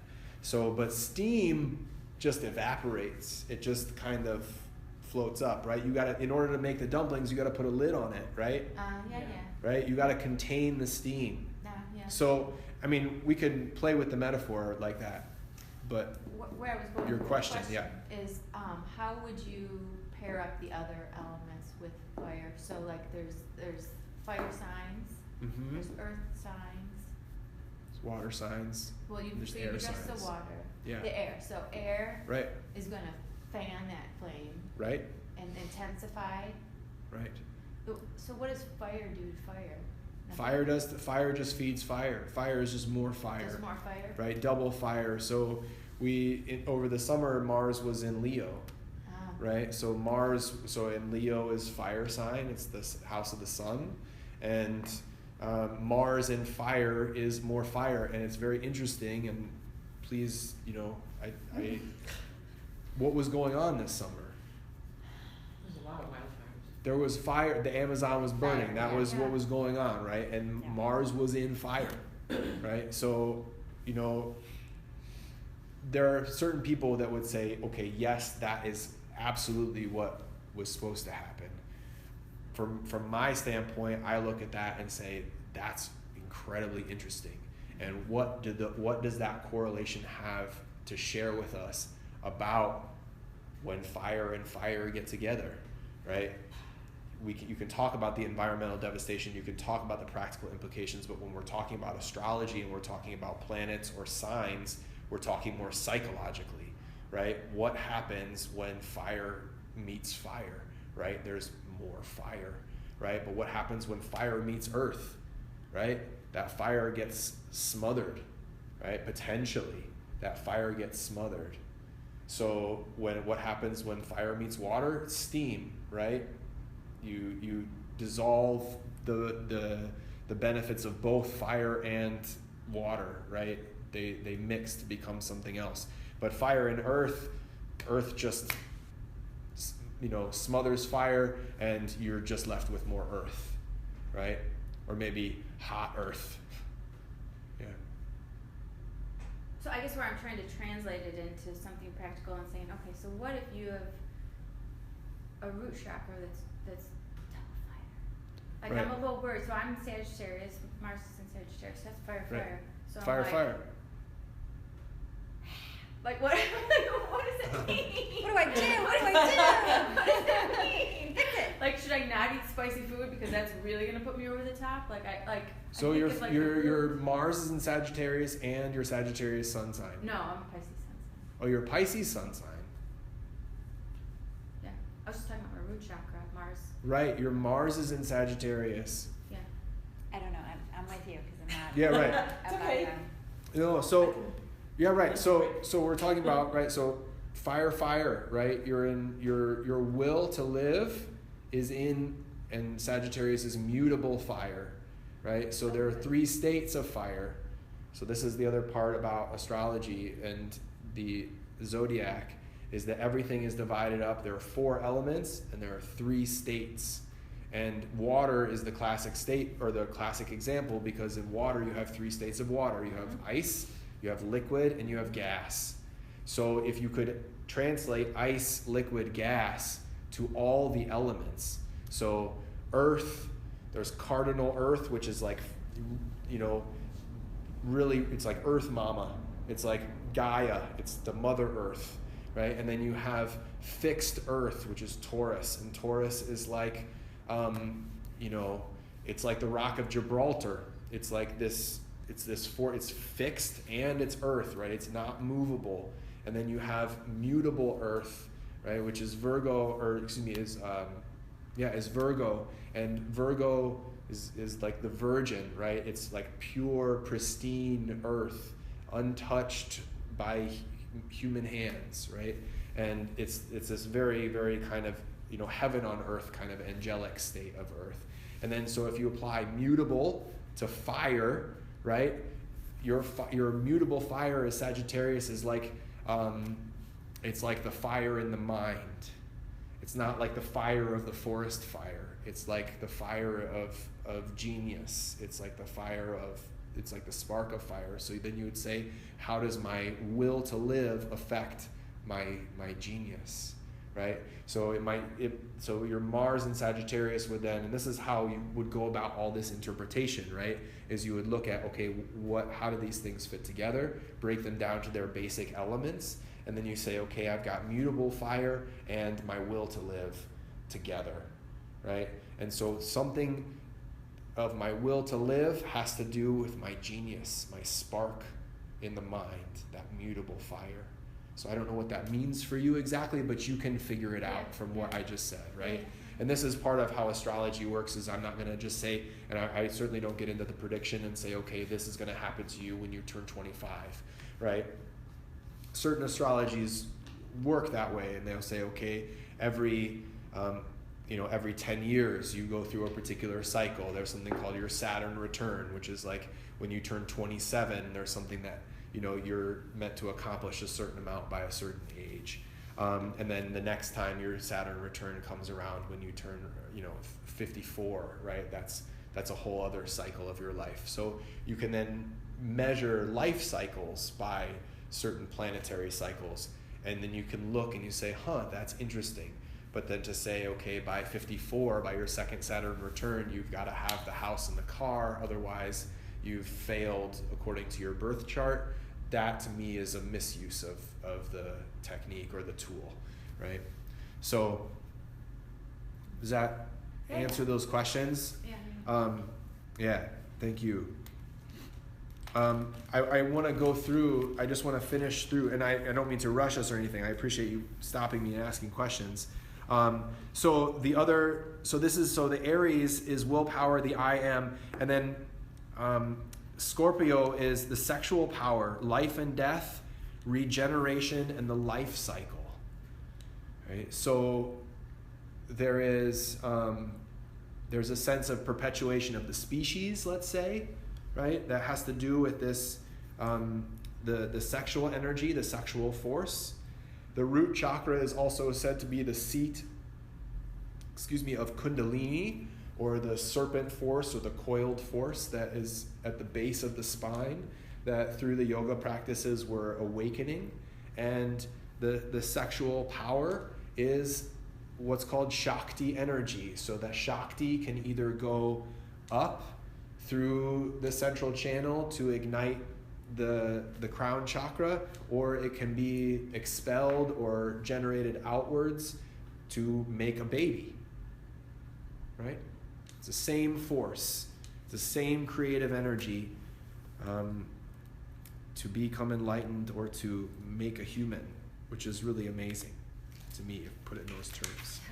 Okay, so each page has a quote that you'll be like, what? That's crazy.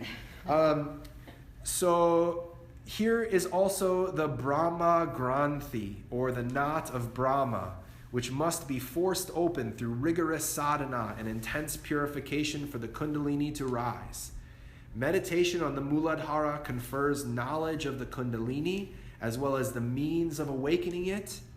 It bestows breath and mind control as well as knowledge of the past, present, and future.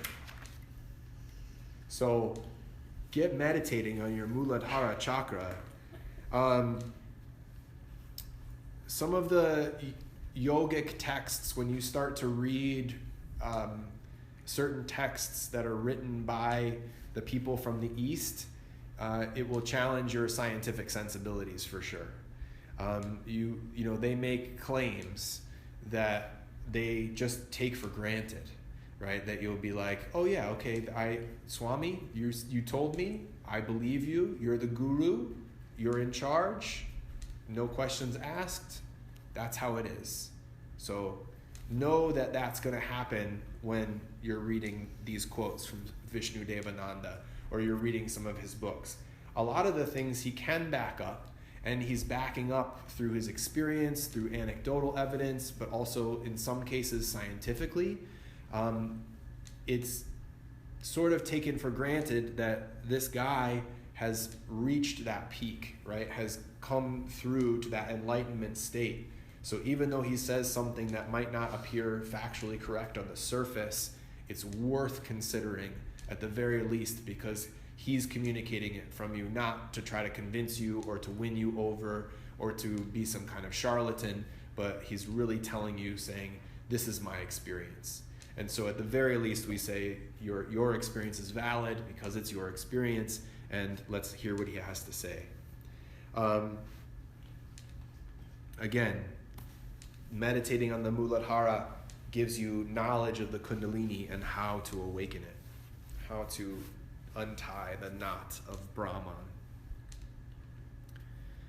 The associated parts of the body, all solid parts like the spinal column, the bones, the teeth, the nails, the anus, rectum, colon, prostate gland, the blood, and the building of cells.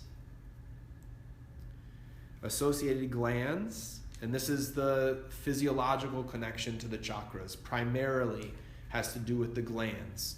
The nerves and the glands are where we can draw the parallels from the psychic or the energetic idea of a chakra to the physical, tangible component of a gland or a nerve plexus or a nerve nexus. The suprarenal or adrenal glands produce adrenaline and noradrenaline, which have the function of adapting the blood circulation to our needs by regulating blood distribution. In this way, our body is able to immediately react to differing demands.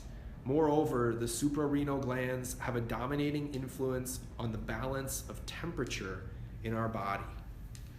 Right? So this is fight or flight mechanism. This is parasympathetic nervous system, right? You've heard of an adrenaline junkie, right? People have experiences that are life-threatening in order to trigger the hormones from the adrenal glands that give you a kind of high, right? Or, you know, you feel really alive when you have a brush with death, right? Or you have a brush with extreme danger, right? Oh, I'm so lucky, right? I was, you know, that oncoming truck almost just ran right into me. I feel a little bit more alive than I did a second ago. But what does that have to do with the root? Right, so the root chakra, again, it's your will to live. So when you have those experiences that are threatening to your actual life existence and your life force, that is going to give you that, it is going to trigger the adrenal glands, and the adrenal glands produce that adrenaline that goes flushing through your veins, and then you have that, you're like jazzed. It's like you just drank a double espresso and you're totally amped up, and you're having that really, really strong experience of being alive, right?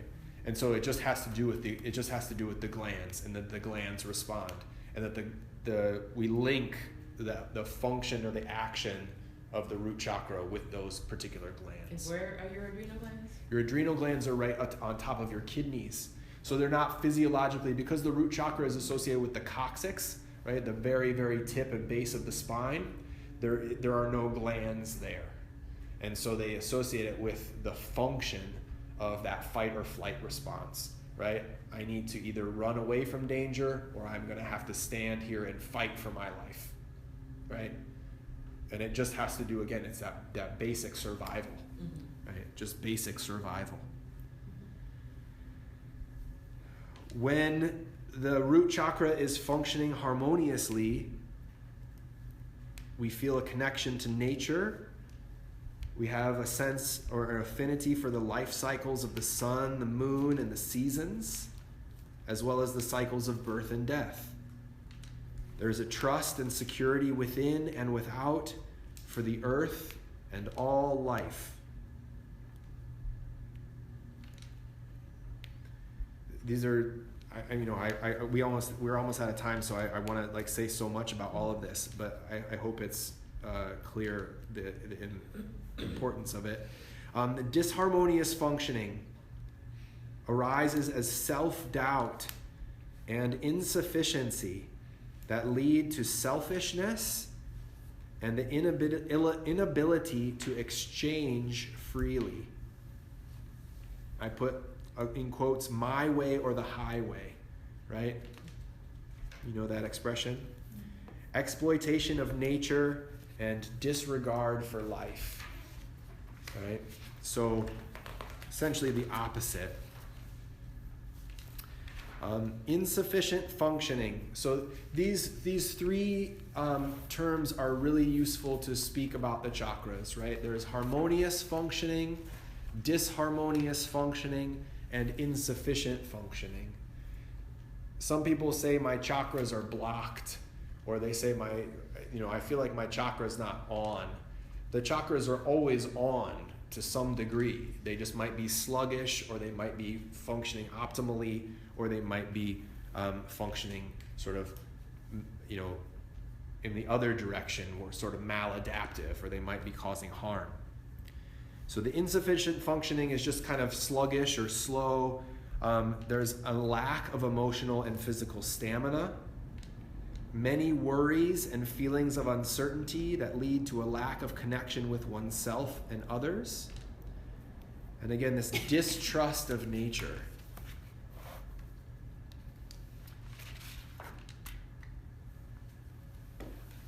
So the thing that I see that they all have in common is this sense of trust or connection, right? So when you have when you have things functioning harmoniously, you're in a sense of there's enough for everybody, there's plenty to go around, my needs are met, your needs can be met, and I don't have to lose anything, you don't have to lose anything by everybody having our needs met. And I'm also not worried about what's going to happen tomorrow or the next day. I have a sense of my own strengths and capabilities. I've got a community around me that can take care of me because I have these healthy relationships, and even if I fall on hard times, I'm still gonna be okay because I have all these supportive networks and all the rest of that. This is a feeling of security, right? And this is the root chakra. And then the opposite of that is a feeling of distrust or lack, or there's not enough to go around, right? Selfish motives, right? It's like I said, my way or the highway. It's I'm gonna do it this way, and you all can go figure it out. However you're gonna do it, that's fine. I'm not gonna share, all that kind of thing.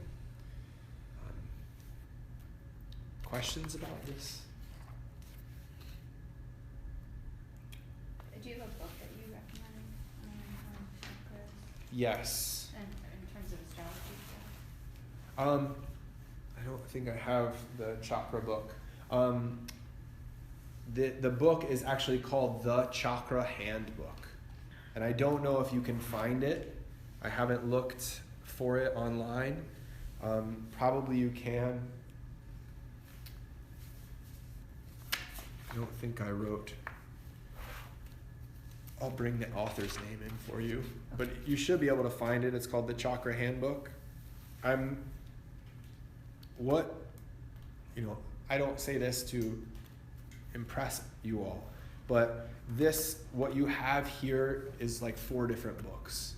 So this is drawn from several different sources that, for me in my own yoga journey, I've been looking, and Rachel can attest to this, I've been looking for the crossovers between all of the things that yoga has to say and what we're discovering scientifically in the West, and how does it all fit together. And I've been looking and looking and looking, okay, what is the key, right? What's going to help everything to fall into place? And the combination of the chakras with the astrology and then with the alchemy. And the alchemy is earth, air, fire, and water. Bless you. Cardinal, fixed, and mutable. And then when you deal with those modes, and then you also have positive and negative, but it seems like it's a lot, but it's really just a few things. And when you apply those few things, you're going to come through and you're going to start to see how everything fits together. The main book, though, where I did use the Chakra Handbook to format this presentation. So the way that it's set up here with like the chakra and then the mantra and then the planets and stuff, I kind of used the way that they presented things, but the organization of it, so what is here is not going to be necessarily in 100% agreement in that book, because I went to that book and I said, okay, these things are really good, but these things are wrong, right? And that's kind of a bold statement to make when you're going to several different texts and you're saying, you've got one piece of the puzzle that is correct, you've got another piece of the puzzle that's correct, and I'm going to put both of them to make something new that's even more correct. But it's a difficult task when you're doing it with somebody else's work that, they're published and everything. I mean, it's like, that's, I definitely respect all of that. So, especially because we're talking about a system that is really not something that is tangible.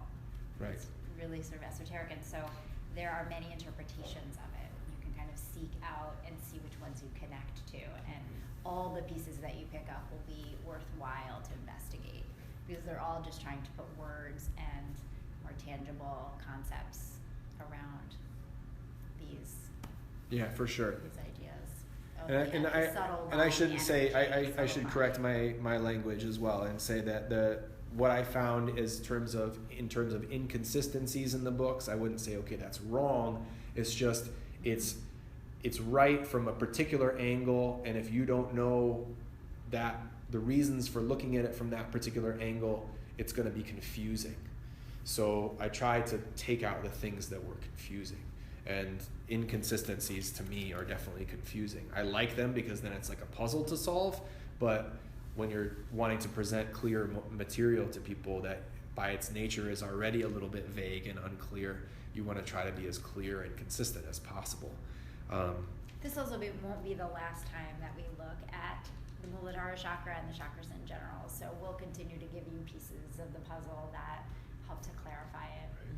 Yeah, so you don't have to get it all in this one moment and sheet. And I don't know if this one focus on this, but what I'm looking to be able to do is find something that would say, oh, since it's in this sign and it's got this planet there, it means this. It means this, and therefore stay away from spicy food. Do you know what I'm saying? Like, right. Is that what this? Does that have this? So let's develop it. No, we're gonna have to make that. Okay. Yeah, because those are a couple different sciences that you're in a couple different. Yeah. Yeah. You're and meshing together. We can do that. All right, I like that, and we might need to. That might be something that we choose, like when we're looking at like a Friday night to get together. We might say, okay, we're gonna bring in all of our resources, and we're gonna do our charts, right? Because I think, Tori, I think that would be. I think it's enlightening for everybody to see their birth chart. Yeah. To me, it put a lot of things in context, And it didn't solve problems for me. It sort of raised pertinent questions. And those questions, I then said, okay, just by asking that question, I'm going to learn a lot. Whether or not I come to a final answer, whether or not the solution is there, I'm going to learn more by asking that question. And we can certainly do that with the chakras. Last thing before we sit for a second, and we'll just do a 1-minute meditation to close. I just wanted to make it clear, I think it is, but how you can look at the harmonious, the disharmonious, or the underfunctioning, or the, I'm already forgetting the language, the insufficient functioning, and you say, how do I feel, right? Do I feel connected to nature? Do I feel distrustful of nature? Well, that might speak to an imbalance in my root chakra. If I don't feel connected to nature, if I am mistrusting oftentimes, well, this might be a way to sort of self-diagnose, right? And say, okay, my root chakra needs a little work. Now, it's fair to say everybody's root chakra needs a little bit of work, right? We can all improve our sense of trust in nature, right? We can all improve our sense of trust in each other, or our feeling of connection and security. So just to put a finer point on that you can use those as a way to do a little self-evaluation, if you will. Don't take it too seriously, though, because sometimes you're like, what's wrong with me, right? You're gonna create a new problem. You really can. You'll be like, oh, because Really do. believe me, I was typing all this stuff up, and I was like, oh shit. Yeah. That's me. I was like, that's me. I was like, ooh, that's me. I was like, oh. And then you get a little lost because you think, well, if you just change that one thing, everything will fall into place. Right. And that also is very limiting belief. Yes, that's very So true. believe all and believe nothing. Right. The older I get, the less I know. That's the truth, I'm right? probably older Buddha than said, I know all of you nothing. guys. Didn't Buddha say, I know nothing? Socrates too. Socrates said, I know nothing. True. Once I you get past I know 50, you're like, I don't know. anything anymore, Anything. right? Well, you've just seen too much that's inexplicable. Like, you've seen so many things you're like, I never thought that could happen, and that Right. was not, I think that's definitely a part of that. Rilke, the poet, said, learn to love the questions, and that was kind of my idea with that last statement, is that you're going to learn something just by asking the question, Right. just by entertaining the planets and the chakras and all of this stuff, right? You're going to grow. So, all right. Deep breath. Deep breath. Thank you. Rachel's always there with deep breath. Try to earn my keep here. You certainly are. Keeping me reined in here. So I'm just going to ring the bell once now, and in a minute once to close.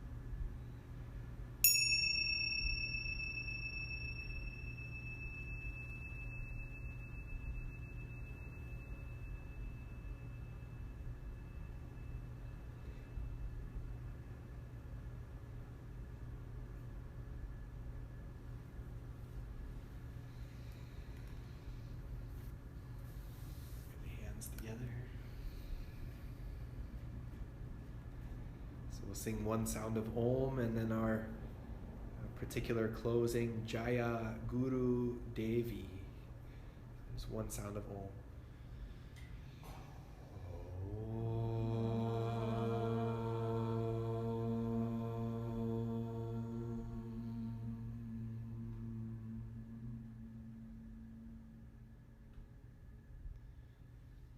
Jaya Guru Devi.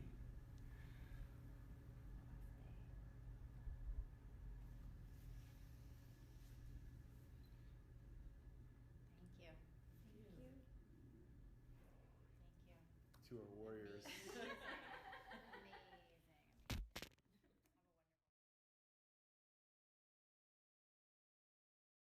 Amazing. Purnamidam Purnapanurmadurchate Purnasya Purnamadahiyo Purnamidavashi